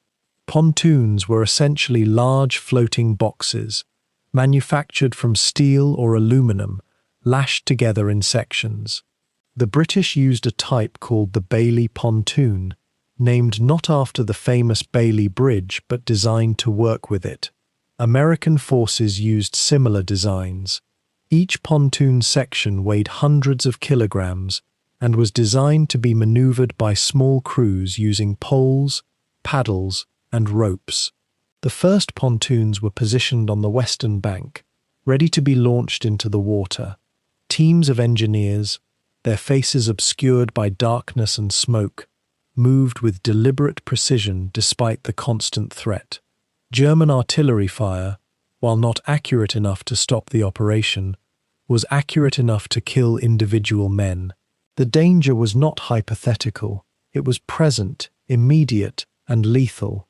The assault boats that had carried the infantry across still churned in the water, their engines struggling against the current, bringing supplies and small groups of reinforcements across the river. But they were too slow and too small. A single assault boat could carry perhaps 30 soldiers and their equipment. The operation required moving tanks, trucks, artillery, and hundreds of tons of ammunition. The pontoons had to be launched, floated downriver or held in position, and then joined together in sections to create a stable platform. As darkness gave way to the grey light of early morning, engineers waded into the Rhine, water numbing their legs, tying ropes and guiding pontoons into position. The current of the Rhine was stronger than many had anticipated. The water was cold, closer to freezing than to comfort. The men who went into the water were conscious that every moment spent in the river was a moment of exposure, a moment when a German mortar round might find them, or a machine gun burst might cut through the darkness and water. Parallel to the pontoon bridge work, other engineer teams were preparing for the heavy Bailey Bridge sections. The Bailey Bridge was one of the engineering marvels of the war, a prefabricated structure made of steel lattice that could be assembled quickly and could support enormous weights. British engineers had designed it years earlier, never imagining the scale on which it would eventually be used. The components were manufactured in Britain, shipped across the Channel, and now were being assembled by exhausted men working in the murk of early morning. Each section of a Bailey Bridge weighed approximately 5 tons. The sections had to be carried forward by engineering teams, positioned with precision and locked together using pins and bolts. The work required coordination, mathematics, and the ability to function under extreme fatigue. The men doing this work had been awake for 24 hours or more. Many had been under fire. All of them were functioning on adrenaline, coffee, and the knowledge that thousands of soldiers on the eastern bank were depending on them. The geography of the crossing site added another layer of difficulty to the work. The banks of the Rhine near Wesel and along the Montgomery sector were not simple sloping ground. They were, in many places, steep, with thick vegetation and buildings either destroyed by air raids or serving as rubble piles. Getting the heavy components of the Bailey Bridge into position required improvised ramps and pulleys. Trucks, even heavy military trucks, could not be driven down to the water's edge. Everything had to be handled manually or with improvised equipment. The engineers improvised. They used block and tackle systems. They commandeered local materials. They lashed components together and dragged them into position. The work was brutally hard, the kind of labor that would have been exhausting under peaceful conditions, but was now undertaken while shells screamed overhead, and the possibility of a German counterattack hung in the air like smoke. German artillery fire during this period was neither continuous nor completely ineffective. The enemy had lost the initiative. They could not mount coordinated attacks, and they could not bring concentrated fire to bear on specific targets, as they had only days or hours before. But they still had guns, they still had gunners, and they still understood that the bridges being built represented the destruction of their last hope. German artillery spotters, positioned on higher ground or in buildings that had survived air raids, called down fire on the bridging sites. The engineers learned to recognize the sound of incoming shells and to time their work around the bombardments. In a strange, grim rhythm, work would proceed for minutes. Then a concentration of artillery fire would drive men under cover or into the water itself. As soon as the fire lifted, work would resume. This pattern continued throughout the morning and into the afternoon. Men were killed. The names of most of them were recorded and then forgotten by history. They died building bridges. They died keeping the operation alive. They died in the moment of victory, when the outcome was already decided, but the violence still continued, because no one had bothered to tell the men in charge that the war was essentially over. The first pontoon bridge, pieced together over several hours, was passable by midday on the 24th of March. Jeeps crossed it first, their light weight ensuring that the engineering work was sound before heavier traffic attempted the crossing. Then came trucks. Then, carefully and with the bridge straining under the load, came the first tanks. The weight of a tank, roughly 50 tons, on a pontoon bridge, creates forces that the engineers have calculated but never truly know will hold until the moment the tank begins its crossing. The first tank rolled onto the pontoon bridge, and the entire structure dipped, the pontoons sinking deeper into the water, the angle of the surface changing as the metal monster moved slowly forward.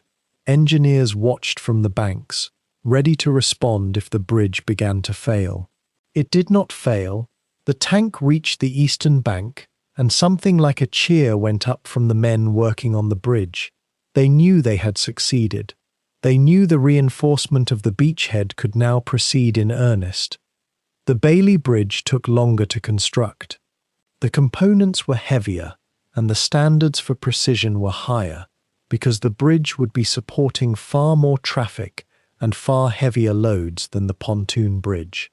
Through the afternoon and into the early evening of the 24th of March, teams of engineers continued the work of assembly.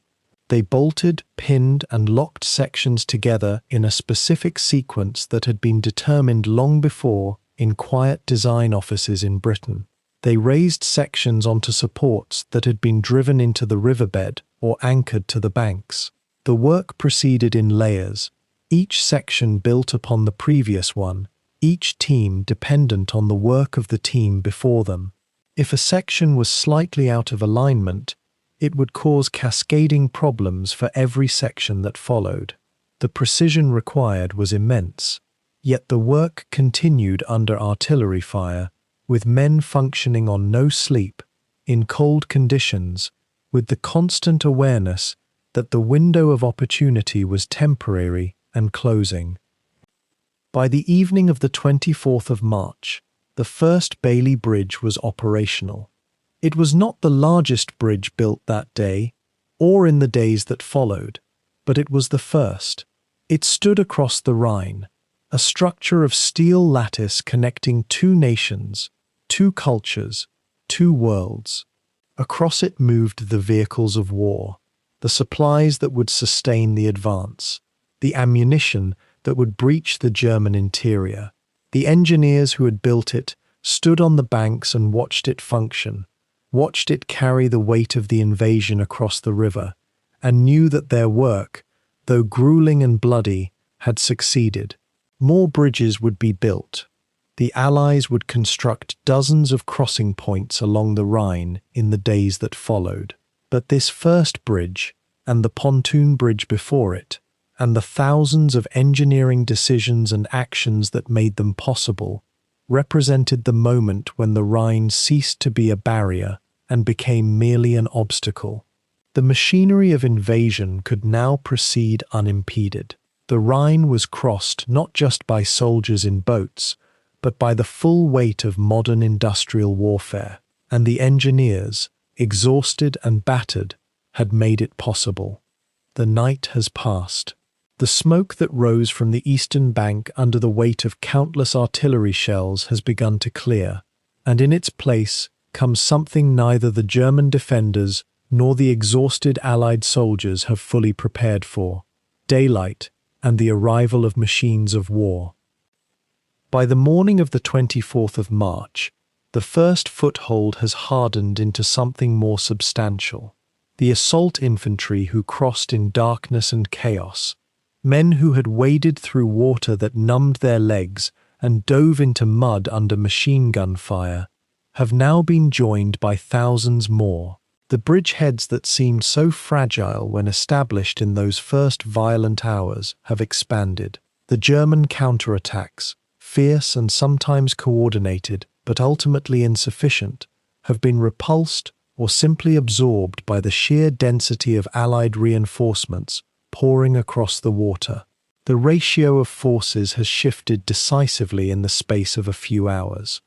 What was a precarious invasion has become an occupation of German soil that cannot be undone. The pontoon bridges and the hastily constructed Bailey bridges have held. The engineers who worked through the night and into the early morning, bent over their work under sporadic German artillery fire, have delivered what their commanders demanded: passage for vehicles and armor. The first tanks begin their crossing as dawn breaks, their weight causing the pontoon platforms to settle deeper into the water, the bridges swaying under the load but holding.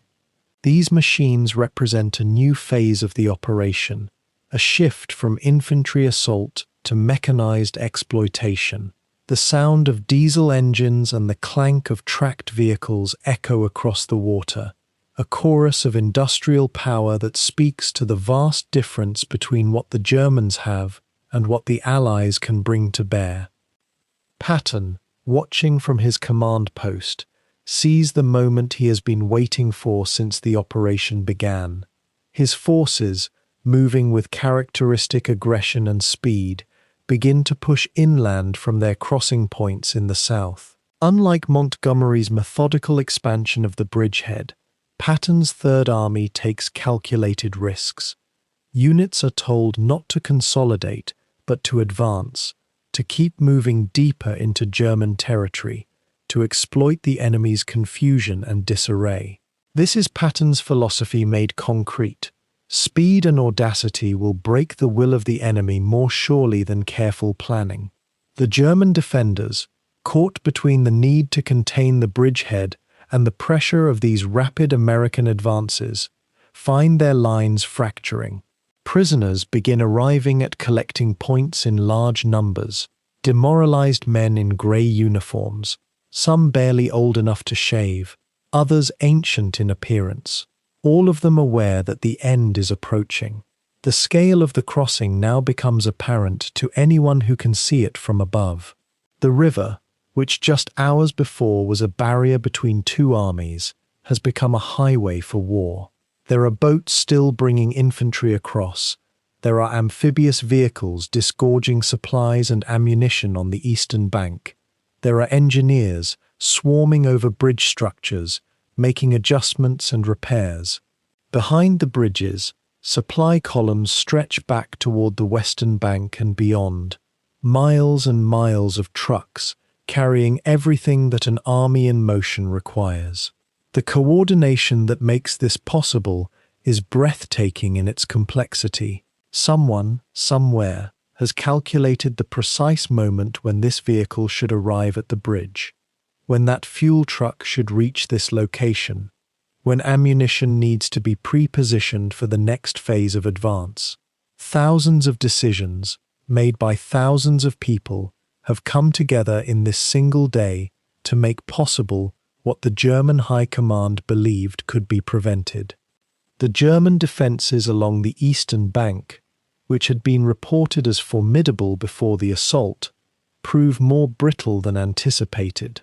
In some sectors, the defending troops surrender wholesale rather than fight.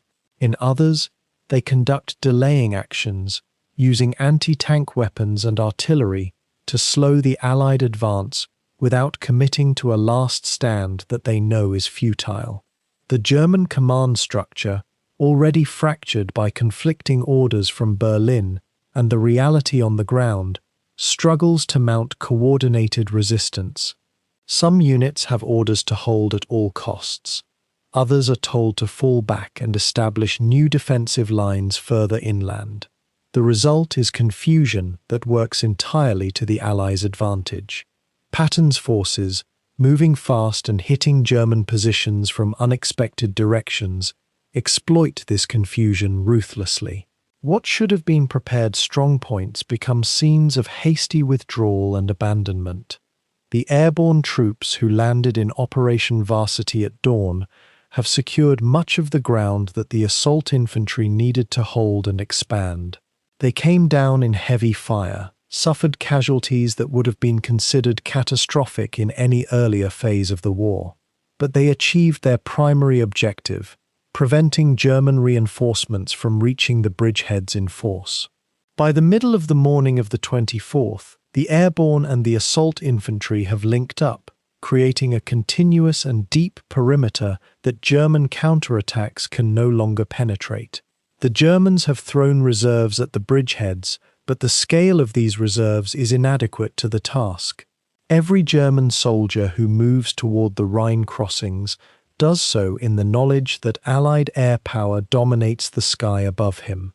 The Luftwaffe, which once would have contested such a movement, is almost entirely absent. German reinforcements arrive piecemeal and are defeated piecemeal. The breakthrough in the south, achieved by Patton's forces, begins to show dividends beyond the immediate tactical situation. As his armies push inland and to the north, they threaten to encircle German forces still engaged with Montgomery's bridgehead in the north. This prospect accelerates German collapse in the sector. German commanders face a choice between holding ground and avoiding encirclement, and most choose the latter. Units are ordered to retreat, to establish defensive positions further back, to buy time. But time is no longer available. The speed with which Patton's forces move means that each new line of defense is quickly threatened and forced to abandon. The momentum, once established, becomes self-sustaining. German defenses fragment not because individual soldiers lack courage, but because the situation has become tactically untenable. By mid-morning of the 24th, it becomes clear that the operation has succeeded in ways that go beyond the original plan. Montgomery's carefully orchestrated crossing with its massive artillery preparation and airborne support has achieved its objectives, but so too has Patton's more aggressive approach. The two methods, competing for resources and for prestige, have instead complemented each other. The Germans have been forced to stretch their already thin defenses to respond to threats from both north and south. Neither method has proven superior because both have worked. Eisenhower's decision to authorize both crossings, which some had worried would dilute the effort, has instead created a strategic situation where the Germans cannot focus their limited resources effectively. The Allies are crossing not at one point but at many, and the German command simply does not have the forces to contain all of them. The cost, measured in casualties, has been substantial but far less than predicted. The planners who prepared estimates for the crossing had warned that casualties could exceed those suffered on the beaches of Normandy. In the event, the actual casualties in the assault phase, while serious, fell below the worst-case scenarios. The preparation had been thorough, the bombardment had been devastating, the concentration of force had been overwhelming. When German defenders are outgunned and outnumbered by ratios that approach 10-1 or higher, they cannot inflict the kind of damage that would have been possible in a more balanced contest. The soldiers who died crossing the Rhine died for a purpose, but the vast majority of those who entered the assault boats emerged on the other side and moved inland. By afternoon of the 24th of March, vehicles begin moving in significant numbers across the newly completed bridges. Armour, tanks and tank destroyers, rolls across the pontoons and Bailey bridges into Germany proper. Behind the armour, come more infantry, artillery pieces being towed across, supply trucks, ambulances, the entire apparatus of a modern mechanized army. The bridges sway under the load, but they hold. The engineers who designed and built them have done their work well. Each successful vehicle crossing is a defeat for German hopes that this crossing might be stopped, might be contained, might be turned into a bloodletting that would give Germany a better negotiating position, or even a reprieve. No such reprieve will come. The machines rolling across the Rhine are the physical manifestation of industrial power meeting the end of exhaustion. The Germans are defending with courage and skill and desperation, but they are defending with rifles and anti-tank guns, while their enemy is defending with factories and the entire productive capacity of the American continent.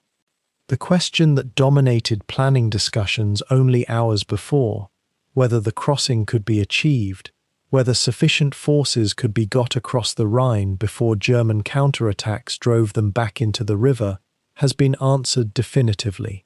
The crossing has been achieved. Sufficient forces have crossed. The German counterattacks have been repulsed. What now begins is not the assault but the exploitation. The goal is no longer to secure a bridgehead, but to push through German territory, to link up with Soviet forces approaching from the east, to bring about the collapse of the Nazi regime and the end of the war in Europe. Patton's forces, in particular, begin moving with an abandon that speaks to his conviction that the main obstacle to victory is no longer German military capacity, but rather the caution of higher command. He will be right. The breakthrough across the Rhine on the night of the 23rd and the expansion of the bridgeheads through the morning of the 24th have opened a path into the heart of Germany that German resistance can no longer effectively close. The war, while not yet over, is now truly in its final phase. The crossing of the Rhine has transformed German defeat from a probability into a mathematical certainty. Everything that remains is merely the working out of that certainty through space and time. The bridges were barely dry beneath the wheels of American tanks when George Patton made his intentions clear. Within hours of the first successful crossing on the 24th of March 1945, his Third Army began pouring across the Rhine with a velocity that seemed almost reckless to observers who measured military progress in terms of caution and consolidation. While Montgomery's forces in the north were still organizing their supply lines and establishing their bridgehead with methodical precision, Patton's columns had already struck deep into the German interior, racing eastward with a single-mindedness that bordered on obsession. The difference in approach was not merely tactical. It represented a fundamental disagreement about how war should be waged in the final weeks of a collapsing enemy. Montgomery believed in systematic advance, in securing each mile before proceeding to the next. Patton believed that speed itself was a weapon, that the velocity of advance could achieve more than any amount of careful planning. The Rhine crossing had validated his philosophy, and he intended to exploit that validation to the fullest. The landscape through which Patton's columns moved was one of surprising emptiness. German defences, which had seemed so formidable during the assault phase, rapidly dissolved once the bridgeheads were firmly established. This was not because the Wehrmacht had suddenly lost its will to fight. Desperate resistance would continue in pockets and fortress towns throughout the month of April, but because the German High Command no longer possessed the capacity to mount coordinated defense. Supply lines that had been stretched thin weeks earlier were now completely severed. Panzer divisions that might have counterattacked were committed to the Eastern Front or tied down defending cities against Soviet assault. What remained were fragments, exhausted soldiers, Hitler Youth battalions with minimal training, and Wehrmacht units fighting more from habit than from any belief in victory. Patton's reconnaissance teams found roads empty of enemy armor for kilometers at a time, towns with minimal garrison forces, and vast stretches of countryside where the war seemed not to be happening at all. This vacuum allowed his army to move at speeds that seemed impossible given the scale of the operation.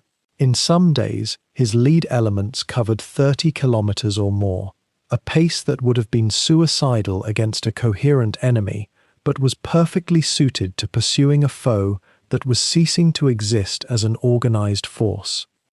The exploitation of Patton's breakthrough created immediate friction with the British High Command, particularly with Montgomery, whose entire operational philosophy was being vindicated and undermined simultaneously. Montgomery had proven correct in his insistence that the Rhine crossing required massive preparation and careful coordination. The success of Operation Plunder demonstrated this beyond argument. His method had worked. The casualties had been light relative to the size of the operation, and his army had successfully established itself on the eastern bank. Yet even as Montgomery was receiving accolades for the professionalism of his crossing, Patton was racing eastward and capturing territory with an efficiency that made Montgomery's methodical consolidation appear almost quaint by comparison. The problem was not that Patton was disobeying orders. Supreme Commander Eisenhower had authorized both operations and tacitly accepted the race between them. The problem was that supply resources in the European theater remained finite, and every truck carrying ammunition to Patton's rapid advance was a truck not available for Montgomery's supply columns. The friction between the two commanders, which had been carefully managed during the crossing operation itself, now erupted into the open with a candor that alarmed higher command. Montgomery argued, with considerable logical force, that rapid advance without adequate supply was merely tactical indulgence masquerading as strategy. He pointed out that Patton's extended lines of communication were vulnerable to German interdiction, that ammunition shortages could force a halt at the worst possible moment, and that spreading forces so thinly violated every principle of coordinated warfare. From Montgomery's perspective, Patton was gambling with the lives of his soldiers and the success of the entire campaign for the sake of personal glory and competitive advantage. The argument was not entirely unfair. Patton had always operated at the edge of what logistics could support, and his willingness to push beyond that edge was part of both his genius and his recklessness. Yet from Patton's perspective, Montgomery was asking him to deliberately slow down a pursuit that was destroying the enemy faster than any methodical approach ever could. If the German army was disintegrating, why wait for perfect supply security? Why not race ahead, encircle German forces, capture territory and resources before the Soviets did, and end the war weeks earlier than a more cautious approach would allow? The debate between these two philosophies was not merely academic. It was shaping the endgame of the war, and more importantly, the shape of post-war Europe.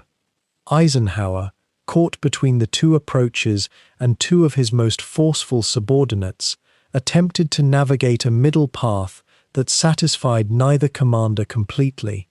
He approved Patton's continued advance while insisting on adequate supply discipline, endorsed Montgomery's methodical approach while allowing for exploitation of breakthroughs, and maintained a strategic focus on encircling German forces in the Ruhr while allowing his generals considerable tactical freedom. This approach reflected Eisenhower's fundamental belief that the war was already won, and that the primary strategic goal was now to minimize casualties while positioning the Western Allies favorably for the post-war period. Soviet forces were advancing from the east with unstoppable momentum, and every kilometer of German territory that the Western Allies captured before Soviet arrival was territory in the Western sphere of influence.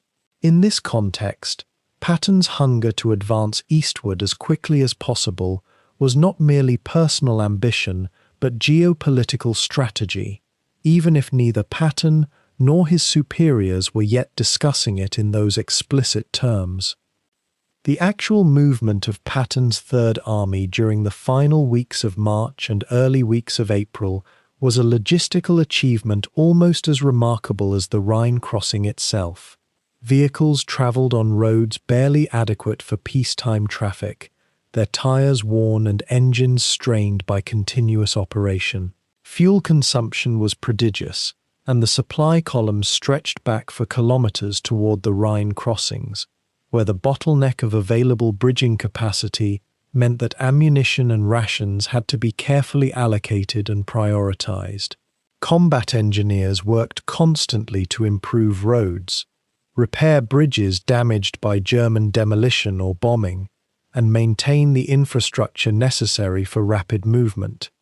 Infantry rode in trucks, tank crews managed ammunition counts like misers, and forward observers worked to eliminate German resistance before it could significantly delay the advance. The speed was maintained not through any violation of orders, but through ruthless efficiency and a willingness to accept operational risk that more conservative commanders would have rejected. Supply shortages did occur.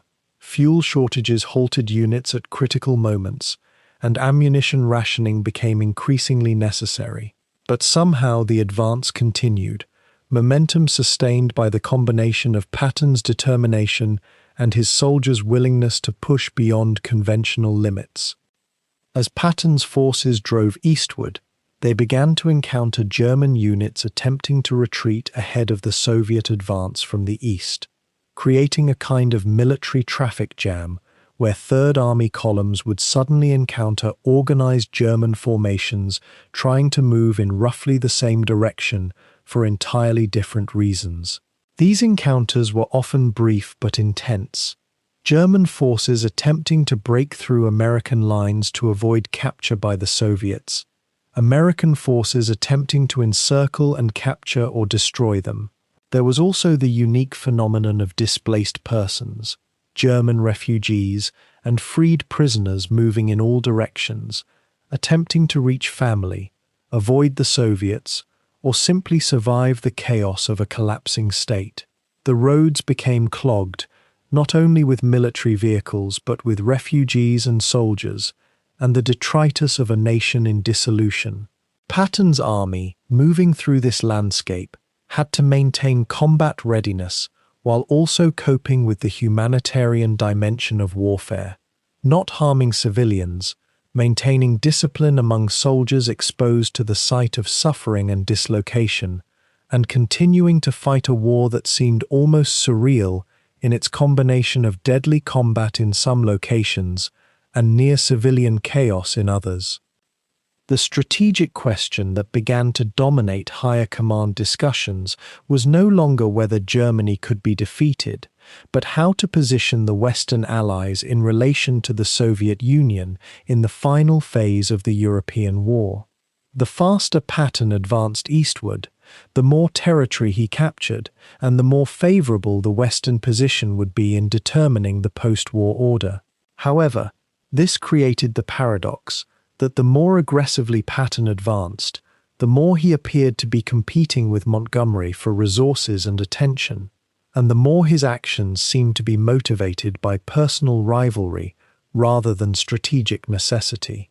Eisenhower was constrained by his role as Supreme Commander to maintain the appearance of unified command, even while allowing his subordinates considerable freedom of action.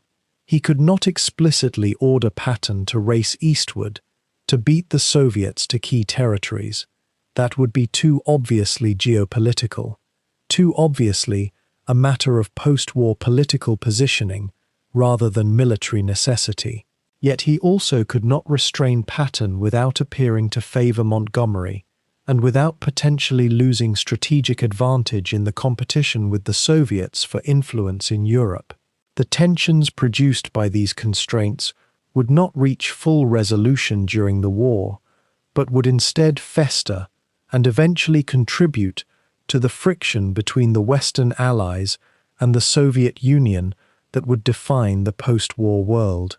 The physical landscape through which Patton's army advanced was itself a kind of map of Germany's internal decay. Towns that had not yet been bombed showed the ordinariness of German civilian life: shopfronts, town halls, churches.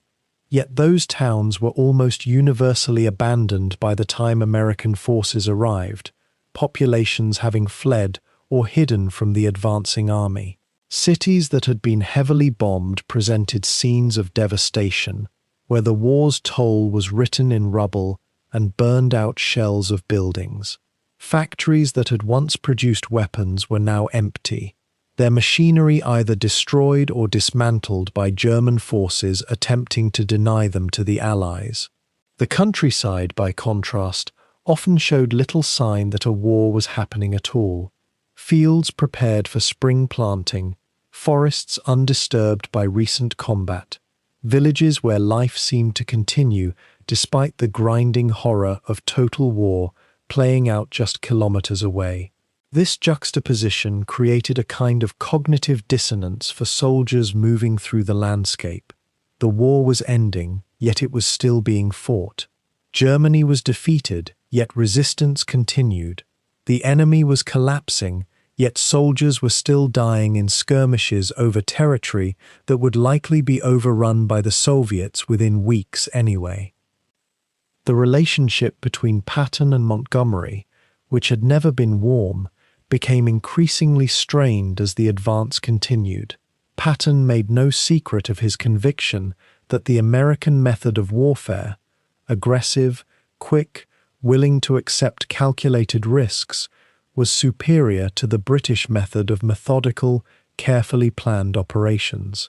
Montgomery equally made no secret of his belief that Patton was reckless and that the American emphasis on rapid movement was a kind of showmanship that concealed insufficient planning and excessive risk. These were not merely personal animosities but philosophical disagreements about how warfare should be conducted, disagreements rooted in different military traditions and different assumptions about the relationship between speed and safety, between aggression and caution. However, they also unquestionably involved personal rivalry, wounded pride, and the competitiveness that all high-ranking military commanders possess in some degree. Patton wanted to race eastward, not merely because strategy demanded it, but because he wanted to demonstrate that the American Third Army was superior to the British forces under Montgomery. Montgomery wanted to maintain a careful, controlled advance not merely because it was tactically sound, but because he resented the pressure to compete and wanted to prove that military excellence could be achieved through method and discipline rather than through dash and aggressive maneuvering. These personal dimensions were not incidental to the military situation. They actually shaped decisions about resource allocation, timing, and objectives in ways that affected the final weeks of the European War. By the end of the first week of April, Patton's Third Army had advanced roughly 200 kilometers from the Rhine, capturing vast amounts of German territory and hundreds of thousands of square kilometers of land that would influence the post-war division of Europe. German cities fell with surprising regularity. Some defended fiercely, and others surrendered without significant resistance. The speed of advance was creating operational challenges. Supply lines stretched to the breaking point, ammunition became scarce in some units, and the coordination of rapid movement over such large distances began to break down despite the best efforts of staff officers and logistics personnel. Yet the momentum was undeniable, and it seemed clear that the war in Europe was entering its final phase, not with the climactic battles that strategists had anticipated, but with a kind of dissolution in which German forces either surrendered, fled eastward, or attempted futile last stands that merely delayed the inevitable. The question was no longer whether the Allies would win, but how far they would advance, how much territory they would capture, and how that territorial conquest would shape the post-war world. In this context, every kilometer that Patton's army advanced eastward was geopolitical real estate being claimed by the Western Allies before the Soviets could seize it, even if those kilometers would later be returned to the Soviet sphere of influence through negotiation and the inexorable logic of military occupation zones determined by where armies stood when the fighting stopped. In the aftermath of the Rhine crossing, something unexpected occurred. The great struggle that had consumed the Allied forces for so many months seemed to dissolve almost overnight.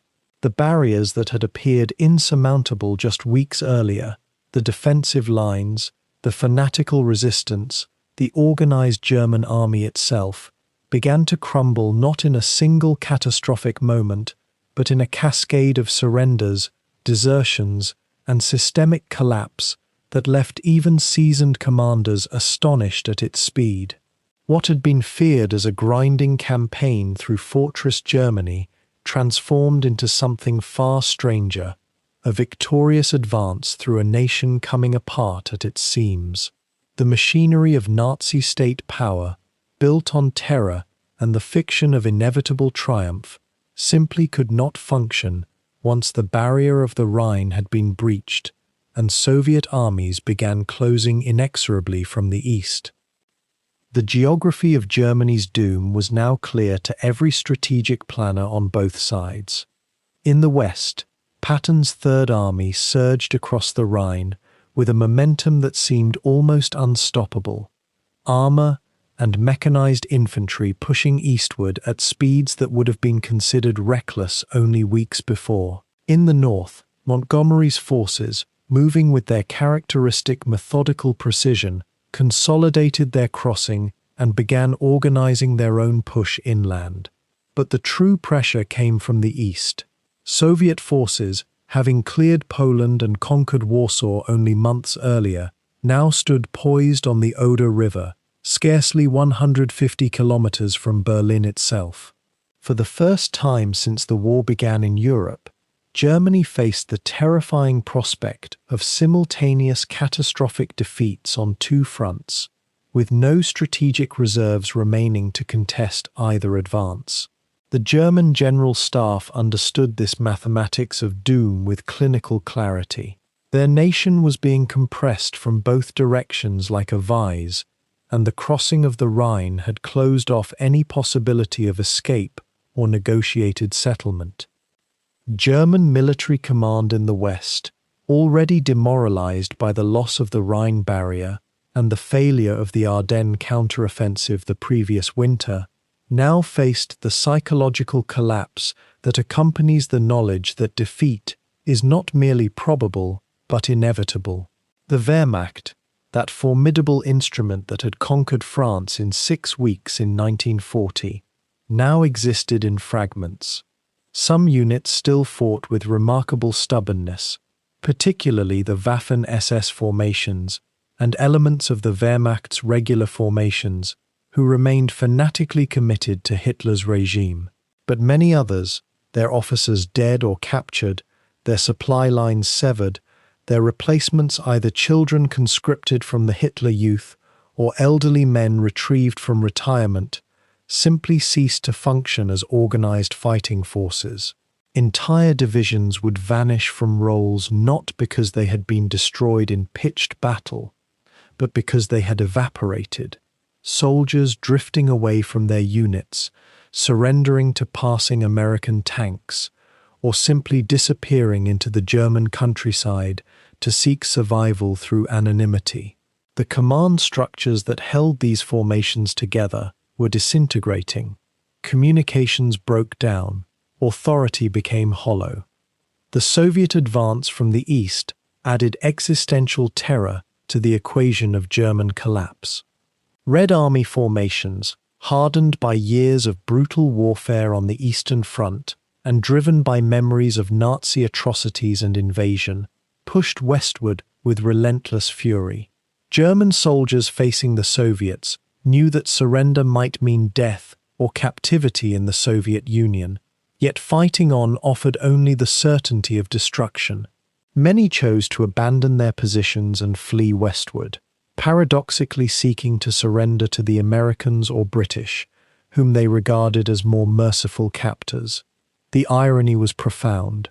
German soldiers, running from the advancing Soviets, threw themselves into the path of American or British troops, desperate to be taken prisoner by the Western Allies.